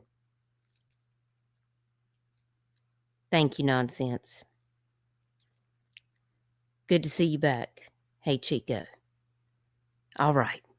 We're going to have to get it through Brian and Michelle, and they do it. Right. And she said it would come through you sending it to her. She's the one that said name us. Okay. Her name's Catherine Pope. Yeah. Do you have her number? Hold on just a second. Let me see if I can find it. Okay. I may have it in some of my stuff and all, but I am not sure at this point. Was she called you back? I think she said in March. Yeah, I know we spoke and everything. So let's see what's let's see. I'm gonna look and see if I can find it too. Well, if I have her written down. I have it right here. Just hang on one second. I'll give it to you. Let me get it off my phone. It's you got a pen? You tell me when you're ready. Yeah. And what was her name again? Her name's Catherine Pope. Pope.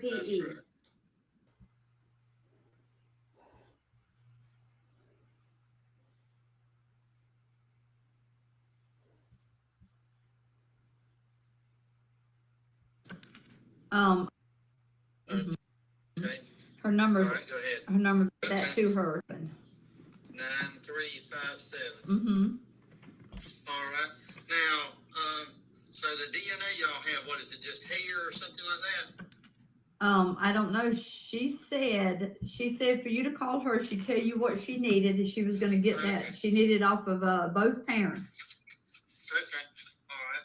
Well, I will call her right now because I thought the last we talked, I thought it sounded like it was already in process, but maybe it wasn't. So, No, anyway. she said that would be on your end since you were the lead investigator. You'd have to get that to her. Yeah. Okay. All right. And there's another thing. See how he didn't even know that he's responsible for collecting the DNA? Like, these people don't investigate missing persons cases. They're wildlife officers. Okay, I know it does feel like a cover-up of some sort. It is very sad. That I need to ask you about too. So since we've talked, since all this, everything's gone down, I don't know if you've kept up with anything, but Lakeland has already moved out of the house and moved on. Yeah, I did hear that recently. Yeah, she's one of the boys that was there with the second day of hunting Tyler. Right. She's already moved on with him, and the baby's been moved on, and she took a lot of things that was possession of ours, that was Tyler's, that we had, like Tyler grew up with, which was possessions of Brian's. and it was guns, in which we were supposed to get those back today. In fact, the officer that was returning them wound up in the hospital with pneumonia. Yeah, and anyway, there's just a few things that's taken place that we're just really concerned with, and that's her behavior late in the last 3 months is just really kind of crazy. This boy showing up like on the first day Tyler's gone, and then all of a sudden she's with him, and I don't know. They're just, you know me, I was not that suspicious person in the beginning. I guess because I was real crazy over the fact Tyler was just gone, and we were going crazy trying to go through that. But now I'm watching this behavior, and I tell you, I just don't understand some things. And also, there's another thing I want to ask you. Do you know this Davis Pander? Did you ever do any talking to him? Naming some of my stuff. Well,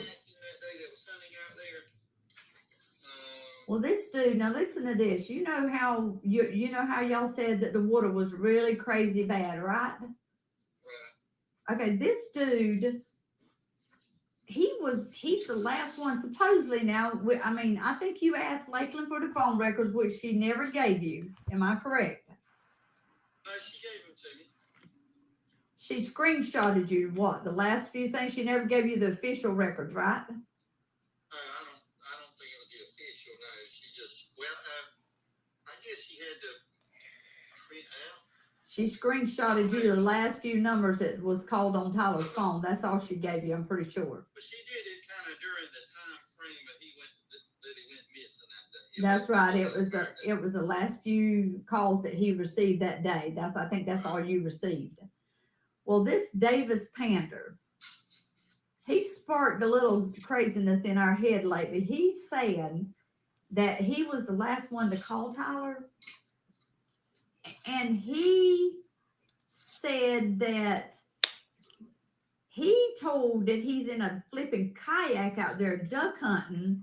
He told you that he was in a kayak duck hunting. Is that correct? Well, what it was, this is where it was the misunderstanding.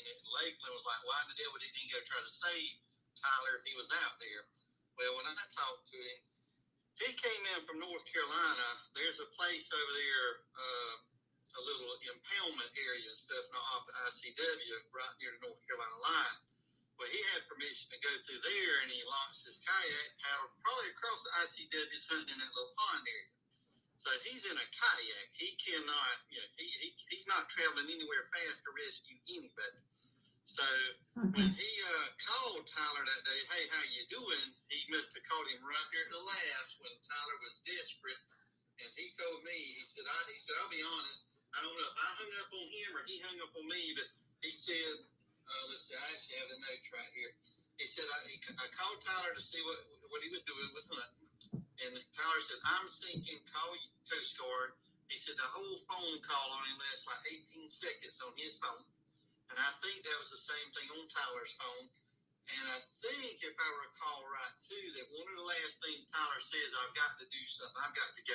And I probably getting those waders off or whatever and all. But so when I found out he was in a kayak, that explained it. Well, he then said he called a guy that owns a boat down in Cricket Cove. He was going, he shot his truck as fast as he could, was trying to get a hold of the guy that owned the boat down there. He's going to try to run out there to Tyler. Never could get a hold of him, but in the meantime, he did call a fellow with Cito, and he actually said his name to go, and I think he found out they were already en route or something like that and stuff. But that's. Let me stop it right there. God, this burns me up. Well, it just so happens I know Davis Pander. Not so much Davis because he's a lot younger than me, but I know his parents and his grandmother, Judy. And let me just tell you, Davis gets himself in a lot of trouble. Okay? And He's one of them kids. But I know his family personally. They don't live too far from me. Now, Davis was the last person that Tyler talked to. And my sister is very good friends with his family because they're all shag dancers. And my sister did make a call to find out what Tyler said on that phone call because Shay and Brian wanted to know. Because Davis didn't reach out to the family to say anything to them. And they wanted to know because everybody else had talked to them to say exactly what happened on that phone call. But Davis didn't reach out. So I told Shay that I would make contact and I would get the information. He cussed my sister out, called her names, accused her of being a troll, and said that Tyler was screaming to the top of his lungs because he was drowning. He was going to die. But the thing that got me most about the phone call is the story that Ronnie Floyd told and the story that Davis apparently told my sister was not the same story. He actually told my sister that he knew Tyler was out there duck hunting that day. He told Ronnie Floyd he didn't know what Tyler was doing that day, that he called to see what he was doing. But according to what he told my sister was that he actually called to find out how his duck hunt was going because he knew that he wasn't far from him because he was down in Bonaparte Creek. And anybody who's a local knows that's a little inlet off of the Little River Inlet. Bonaparte Creek is right there in Calabash. And yes, he was duck hunting in a kayak. Make it make sense. Why are you in a kayak in 40-degree weather duck hunting?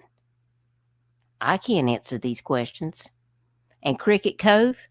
Cricket Cove's just a couple miles from my house. That's where Davis supposedly got in his truck and sped down to, but the guy wouldn't let him use his boat to go out there. That's what supposedly happened. But let me tell you how it ended up.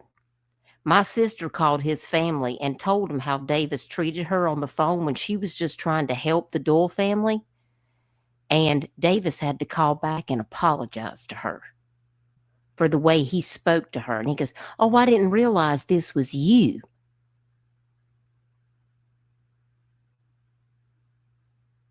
Yeah.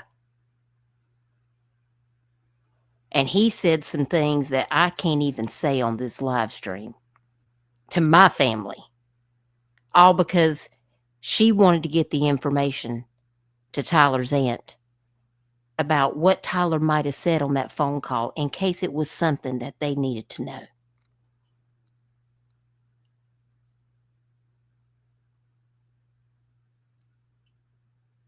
Make it make sense.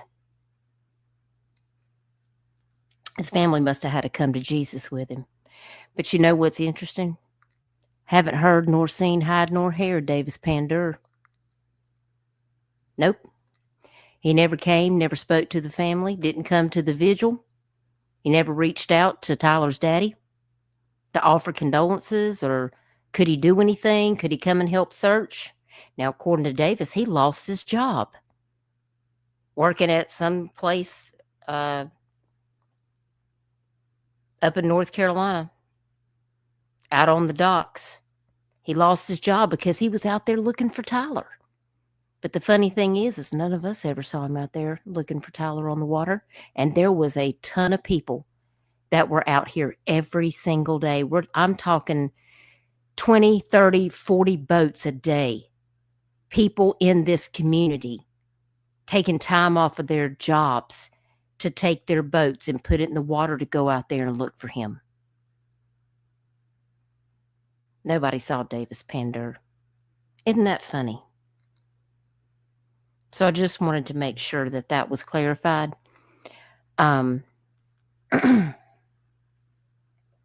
because that still bothers me too.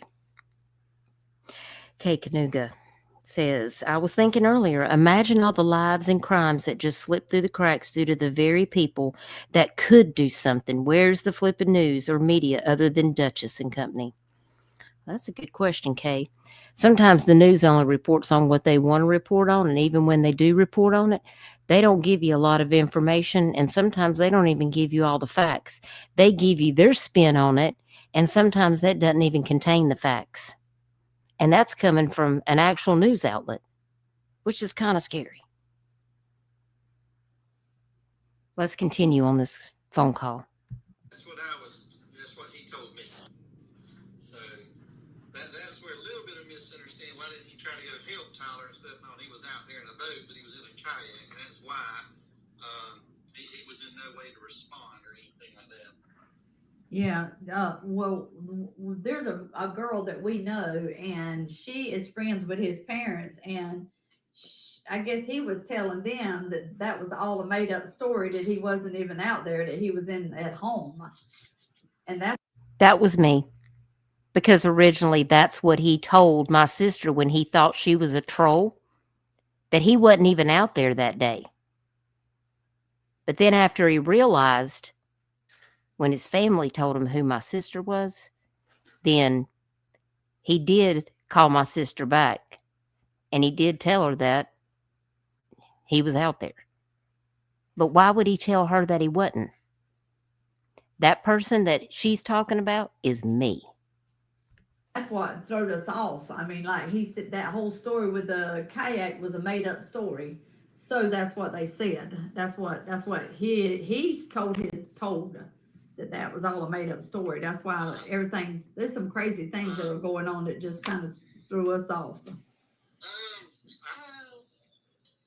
don't see why he would have made all that up. I mean, it doesn't make sense why he would have made all that up. Yeah, well, it's crazy because we got text messages where he was saying that was all a made up stuff, and that was some of the craziness. It was like, well, then if you're lying about that, what else are you lying about? Right. I don't buy that. Matter of fact, he even told me the name of a guy I think he was hunting with. What was the guy hunting in that same kayak? No, I think they had two kayaks. He told me that he and his buddy launched two kayaks on. And I actually asked, little questions about that too. Yeah. It sounded like they could drive in through North Carolina and get close to the ICW there and paddle across. Yeah. And so that's kind of I don't know why he would have.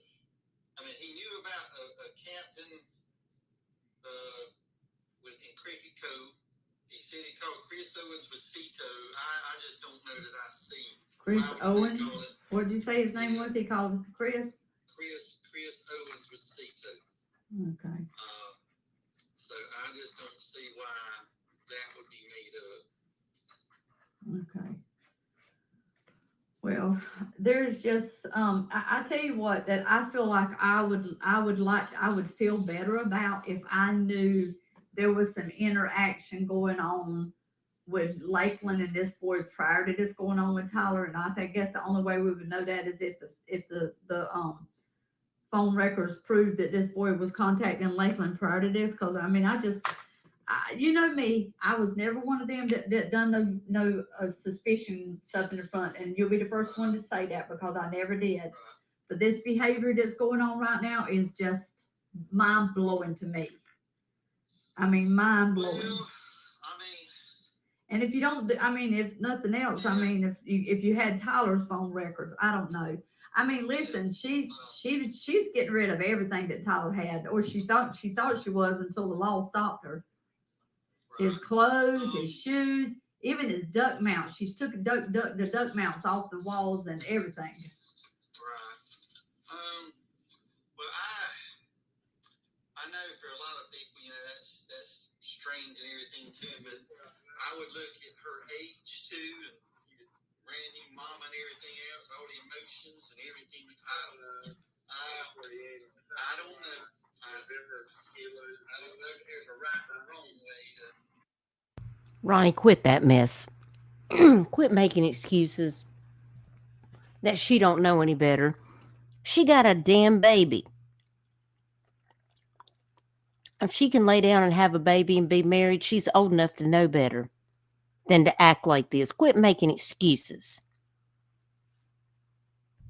Do that type of stuff that a lot of people cook very differently, and I think her age being so young is definitely going to be a factor and all that. You know, she may not want a reminder every single day of, you know, this. Trust me. She told me that she didn't want to sleep in the bed that they sleep in, but yet she took that bed with her, and that's the bed she's sleeping in. So no, that's kind of bull crap. And listen, I understand that life is going to go on for a lot of people, and especially her. But when you talking about a week or two, no, something's just not right in this picture. But nevertheless, I just want to make sure that we get the DNA over to this lady. And if there's any additional help that we can reach out and get that you can think of, that you think that we can, or you can pass on to somebody that can reach out and help us. I mean, we're just, Ronnie, you got to understand where we're coming from. We are a family that is just torn all to pieces. Yeah, I can't imagine not. I mean, and this is a daily battle. Did you know that 2 nights ago that Brian got a message that Tyler was found in the woods of North Carolina that tore that youngin' all to pieces, and him and Shay called the North Carolina police to get and they told her that it was all a hoax, that he promised her that if anything come up with Tyler, that they would contact her and Brian first, and they would be told, but it was all a hoax. But that you don't realize how cruel that is. I know. Shay got mad at me a while back because some girl, I was off for several days and stuff, and some girl had made a comment on y'all's little prayer thing on Facebook and all that, said her brother had been playing with Tyler. Yeah. Or some this and that and all. And I was like, Shay, you know doggone well that girl's lying. Well, I said, if she knew where he was, there'd be 1,000 pictures on there. And if you thought he was in Hartsville, you'd be in Hartsville right now yourself. And here's the thing, though. This girl even said that she told Sherry said, you do know I'm going to turn this over to Ronnie Floyd, right?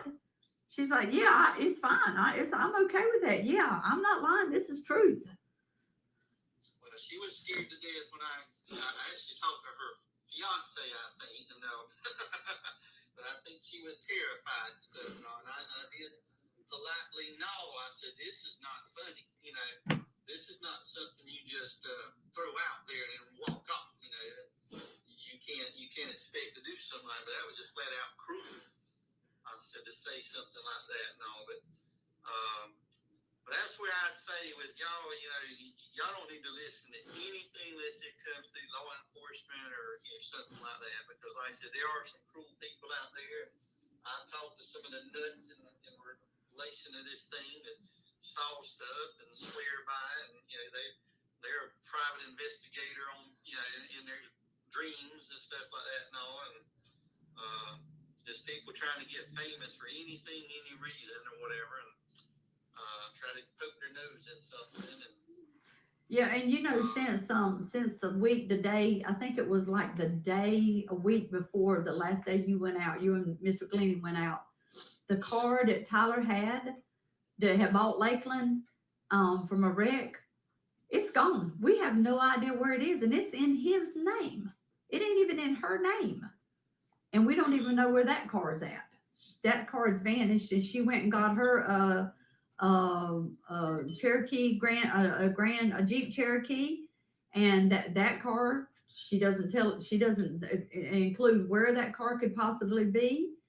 I mean, or his truck, but now we ain't worried about the truck because I'm sitting here with the paperwork right in my hand where I paid for that truck, and I'm turning that over to an attorney, so that's going to get handled through that. But I was going to say if they're married and that vehicle's in his name, she could probably sold it and ain't nothing else to do about it. Well, no, she can't because it ain't in her name. It's only in his name. You have to go to probate. She can't sign. She'd have to go to probate though, yeah. Yeah, and guess what? She can't go to probate because he is considered missing, and that's where he's going to stay until that time frame is over. Those years are up. Well, y'all may need to list that vehicle. Well, Lord, I don't even know what you could do with that because it's in his name. Well, see, I have all the paperwork where I paid for the truck, everything. The only reason we put it in Tyler's truck name when he was 19 is because me and Ricky have properties and we didn't want to stand a chance if he wrecked us getting sued. But I have all that paperwork sitting right in front of me. But anyway, is there a possibility that for further assistance, so we don't have to hound you to death about some information, if this situation got turned over to like an Horry County Police detective for just to help us out, like for things that I wouldn't have to bother you with, would that be a possibility? I think not, just simply because it's our case and the county police don't want to, it's kind of hard to have two cooks in the kitchen, I believe is kind of why. And but so did you know why it's hard to have too many cooks in the kitchen, Ronnie? Is because you don't want to turn the case over to actual law enforcement to let them do their job. You want to hang on to this case for what? God, this pisses me off. Then you don't have a problem with me trying to reach out to you every time that I have an issue? No. Okay. That's perfectly fine. I mean, I hope me and you've got a rapport enough that we can talk to each other and I can express how I feel. Because I sat in that truck with you a million times. And I shared my feelings. I think about y'all constantly. And like I said, everybody I talk to, that's one of the first things we always say. I said, I can't imagine you don't have closure. No. That's just, it's just, it's a lot. In my heart of hearts, I know where he's at. You, in your heart of hearts, know where he's at, but you still got to have closure. Yeah. So, you know what happened as well as I do. And I'm not going to. Did you hear that? He just told her that she knows what happened and that I can't stand this man. Ronnie Floyd, if you ever listen to any of these live streams, I hope you know how much people despise you for what you have done to this family. Gaslighting Miss Linda, knowing good and well that she has raised Tyler like her own child, and you were telling her that what she knows, oh, well, you know what happened, and you just need to have closure. Get the fuck out of here. I swear to God. I'm going to rewind that 10 seconds so y'all can hear that. Put your ears on, because this right here, I'm going to tell you what, if I ever had a law enforcement officer talk to me like this, I would come right out of my damn chair. It would be on. I told you, Chico. Don't ever try to tell me how to feel. No, that is not your place, sir. Your place is to do your damn job and get evidence and answers, not to tell somebody what to think and feel. Let me play this call. You, in your heart of hearts, know where he's at, but you still got to have closure. So, you know what happened as well as I do. And I'm not going to give up on him until I have that closure. Right. Sometimes your mind may know something, but your heart, until it can touch it, taste it, feel it, see it, then it still won't accept it sometimes. It's just, until you hear it, until it's proven and stuff like that, and it's finally final. So, yeah. Well, like I said, we're going to hold on to that, and we're going to leave him out there in that missing report, Ronnie, until we can feel like we know what we can do, because as long as that's there, we can keep looking for him. But I beg you to get his DNA out there for me. If you don't do it for nobody else, do it for me. Well, I will definitely, I'm going to call her right this minute, matter of fact, and see what we need to do. Because like I said, the last conversation I had with her, I thought it seemed apparent to me. She said, "Thank you for doing this to help the family and stuff like that." I kind of thought we were there, that it was, it was rolling, so to speak, but maybe not. So, I'll definitely call right now and see what we need to do, and if it needs to go through my hands to her, or how we need to do that, or do I just have to get the ball rolling? I don't know. So this is new to me too. And if there's one more thing that I know, since you saying you're the lead investigator and all that into it, if you would look through his phone record, Ronnie, and see if there's anything that looks suspicious to you. I mean, I'm going to tell you right now, and I don't know if Sharon shared this with you. I'm not sure. I think it was 1 week or maybe 2 weeks before this happened to Tyler, that Lakeland and him had a major disagreement, and it was so bad. Whatever happened that night, Tyler was willing to ask her to pack up her stuff and leave his house. And there had to be something that Tyler saw, Tyler heard, something that triggered for him to be so angry at her that he would ask her to pack her clothes up and leave the house. And I know for a fact that Sharon had to talk between the two of them. And that night, Tyler would not sleep in the bed. He stayed on the couch. He said that she could come in the house and go back to bed, but he did not want to talk to her. And Sharon begged Tyler to just share with her what it was. And he said, Nay, let it go. Let it go. I'm not going to tell you what it is. And it had to be something pretty bad. And the only thing that we can think of, Ronnie, with her behavior that's going on right now, is that Tyler had to either overhear a conversation between her and another guy, or he had to read a text message between her and another guy. Something had to be going on for him to be that angry, because let me tell you something right now. I can tell you about my boy. He had the most forgiving heart there wasn't a boy in the world.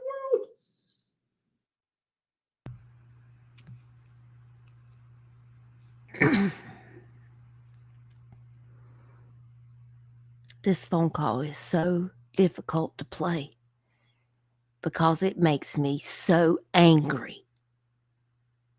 And it breaks my heart for Miss Linda. Do you hear this?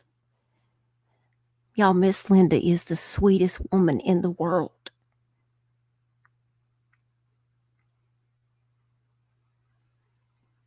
And he just acts like he don't give a care. He just doesn't care. And that's why AJ had to leave the panel. Because we've heard this before. This family was done wrong by Ronnie Floyd and the DNR. But here we are, 2 years later, still waiting on SLED. Hadn't heard an answer. He would get mad at you today, Ronnie, but he wouldn't be mad at you tomorrow. Now, I do have something to ask you that I heard recently, and it makes sense now, because one of his cousins, I think, told me that day, well, it probably wasn't that night, it was probably the next day, that Friday, that he told Tyler he didn't need to be out there. Now, did Tyler go out there a week or two before and it was real rough? I think he went with him, and Isaiah went maybe the week before or 2 weeks prior to that. Him and Isaiah went. Because I think Isaiah took a picture and sent it back to his dad, and his daddy said, "Boys, y'all, that water looks rough to me." And Isaiah was going with Tyler that day, the day that this happened, but Isaiah had to take his baby to the doctor, and he told Tyler, he said, "Man, just wait on me, and I'll come to you." And Tyler said, "No, it's getting late. If we don't go on, it's going to be too late to hunt," because, you know, it got dark then about 5:30. The reason I asked, it just shows you he's been out there before and it got a little rough on him, probably taking in some water and everything and all. But like and one thing I'll tell you about his phone record, though, I mean, I went down, what was his name? The little boy on the jetties. So I forgot Christian. his name now. Christian. The idiot. I mean, when I looked at their phone records, I went down tit for tat down his phone logs, and then I think the Xander, I think his phone number was on Tyler's thing. I mean, all those numbers is She only gave you what occurred that day, well, right? But I'm just saying that's kind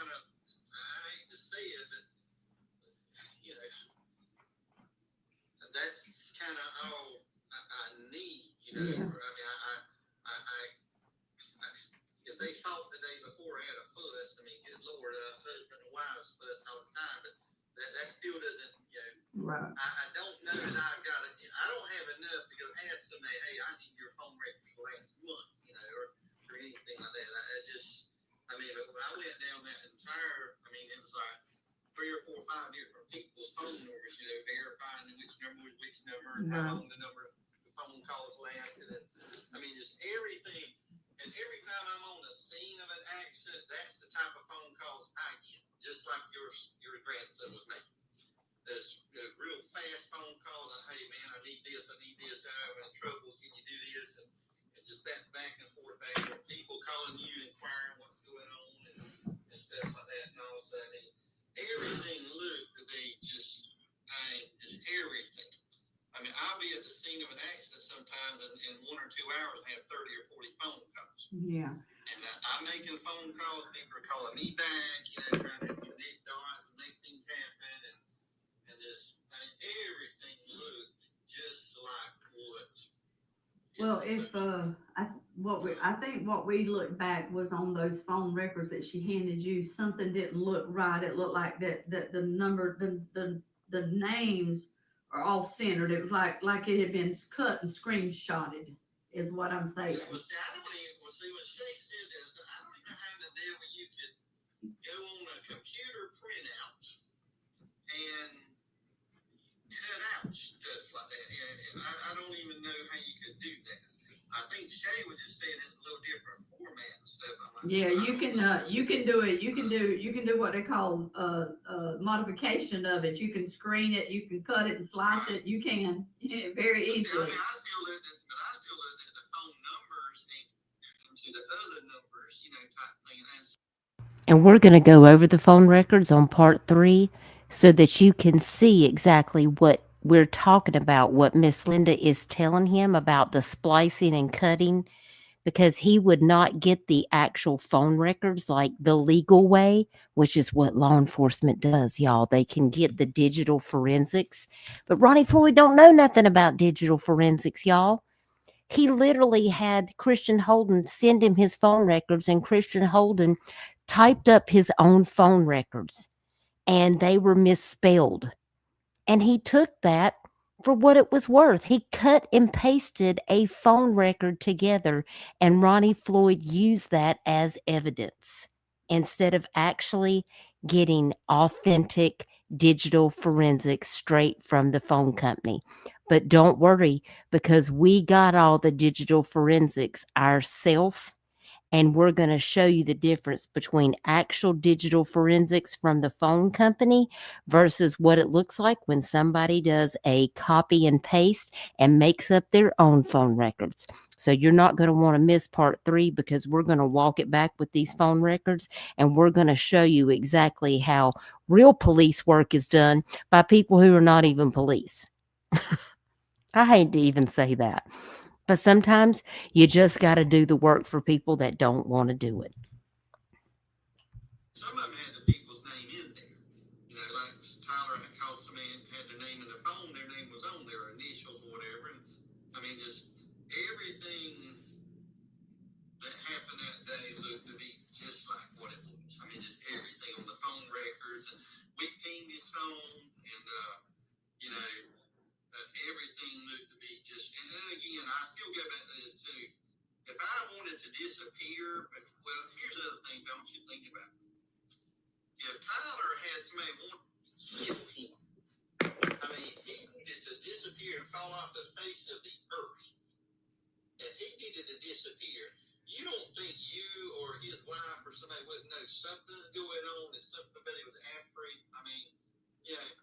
You really think a 21-year-old or 22-year-old could hide that, and he's got people trying to kill him and he needs to disappear? I think y'all would have helped him disappear, and he'd have disappeared in style if it was that bad. But that part of it doesn't.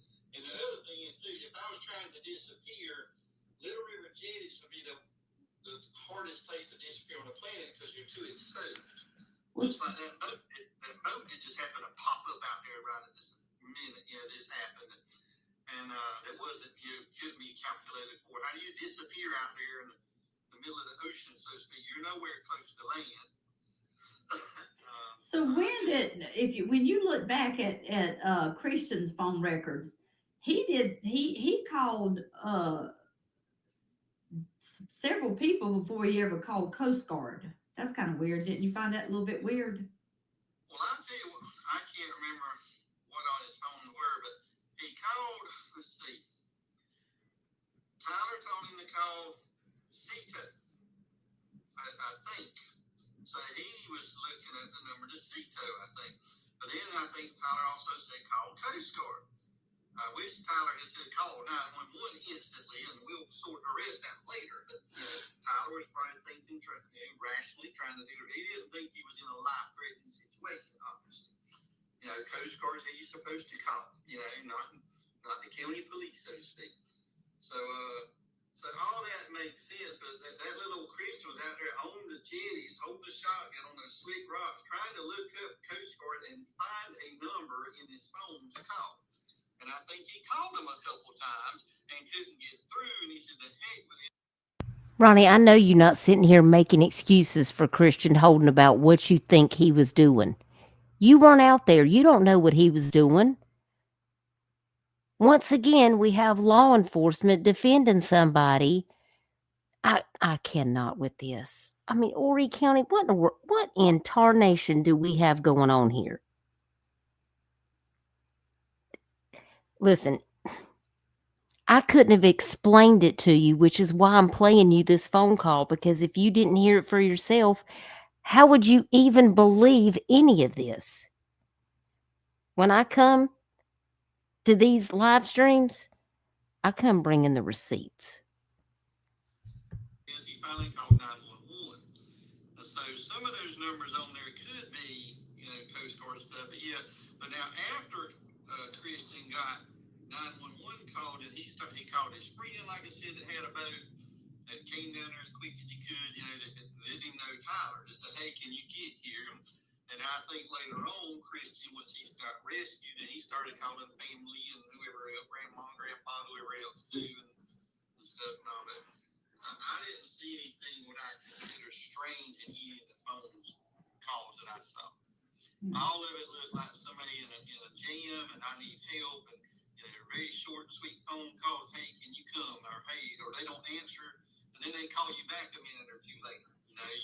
They didn't answer, and you're on moving on to the next phone call, and because time is of the essence. So it looked exactly like my phone records look when I'm at the scene sometimes. Because like I said, I call if you don't answer. If it's somebody I know, I won't even leave a message, because you already got my number, you'll see the missed call.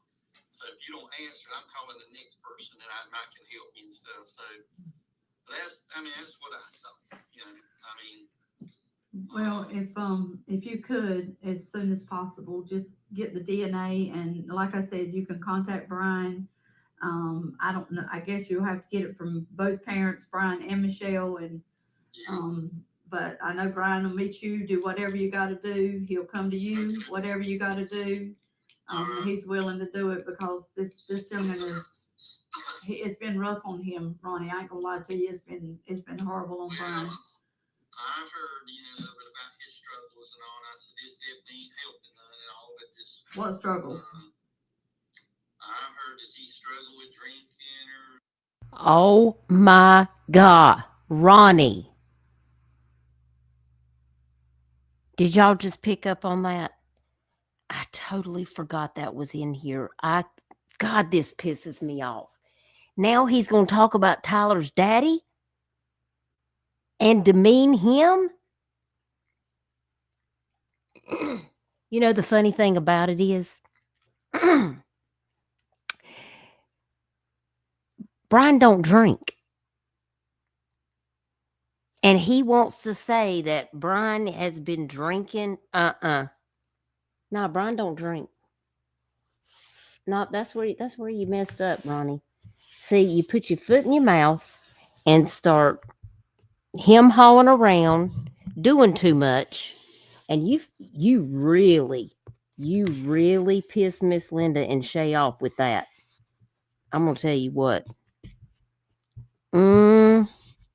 And don't think Sled didn't hear all this, because they did. We sent it all to them. They got all the mots. They got the mots. We sent all the mots. Do you hear me? For the ones in the back. He trying to paint everybody else as the problem because Ronnie's like, look over here, but don't look at me. But look over there, but don't look at me. I'm not doing my job, but don't look at me. Son of a bitch, I swear. Let me play this damn clip before I get mad. All right, we're going to take it back for a second. Hang on. All right, deep breaths. Put on your seat belts and hold on to the damn old shit handle because I heard, about his struggles and all, and I said, this definitely ain't helping none and all, but just... What struggles? I heard, does he struggle with drinking or... Who in the world told you the boy ain't never put a drop of alcohol to his mouth? Really? I don't know. Never. I didn't know if it was drugs or what. this is straight from the horse's mouth.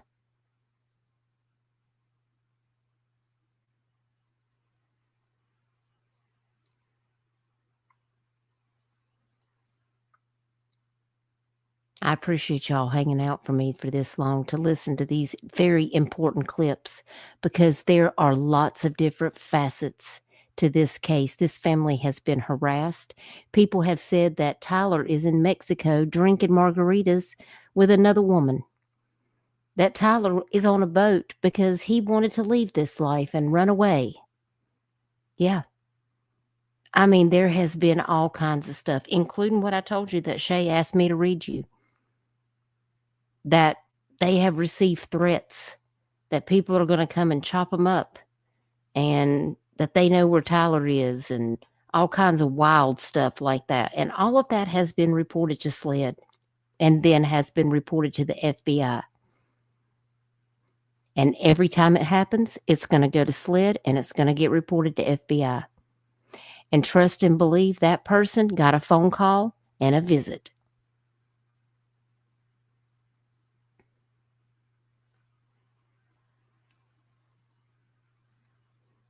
I know, Betty Boop, he kept addressing it. You know why? Because it's it's a distraction. It's a distraction. Yes, Elizabeth, our county is, we cannot get ourselves together. And listen, that's not to say that we don't have good people here. We do have a few good Horry County councilmen. Mr. MYRTLE, he's a good guy. We do have some good cops here. I'm friends with a couple of them. We have some good attorneys here. I'm friends with them. But we have some people that are shady, honey. Let me tell you. And this is why I'm just trying to focus in on, we have so much going on, even not just in my state, but just in my own county. We have a lot of trafficking issues here in Myrtle Beach. We have gangs. We have a lot of violence. We have a lot of gun violence. There's almost a shooting every single day here in my county. We have people that are going missing. Who's looking for them? It ain't law enforcement. I don't know what they're doing sometimes. But listen, a lot of these cops, they're just doing what they're told. Why? Because they know if they don't listen and do what they're supposed to, they'll be out of a job. And I know a few that have lost their job because they didn't fall under the rule. It happens. There's always bad in everything. There's good attorneys, there's bad attorneys. There's good law enforcement, there's bad law enforcement. But you know, the bad ones reflect badly on the good ones. And I hate that because I know there's a lot of people who took an oath to protect the citizens and they're trying to do their best. But we've got to get rid of these people right here, like Ronnie Floyd. We've got to stop allowing DNR to be looking for missing people on the water. These cases, we've got to do better. That's why Shay and I have wrote to the governor. We have tried to get in front of the senators. We've tried to go to Congress. We're reaching out. We're doing everything we can to try to continue to share this story. Because if it'll happen this time, how many times has it happened before Tyler's case? How many more times is it going to happen in the future? That's what concerns me. And if it's happening here in my county, how many other places in South Carolina are cases like this happening? How many other places across the United States are people experiencing their loved one going missing or being the victim of a crime where it's not being taken seriously?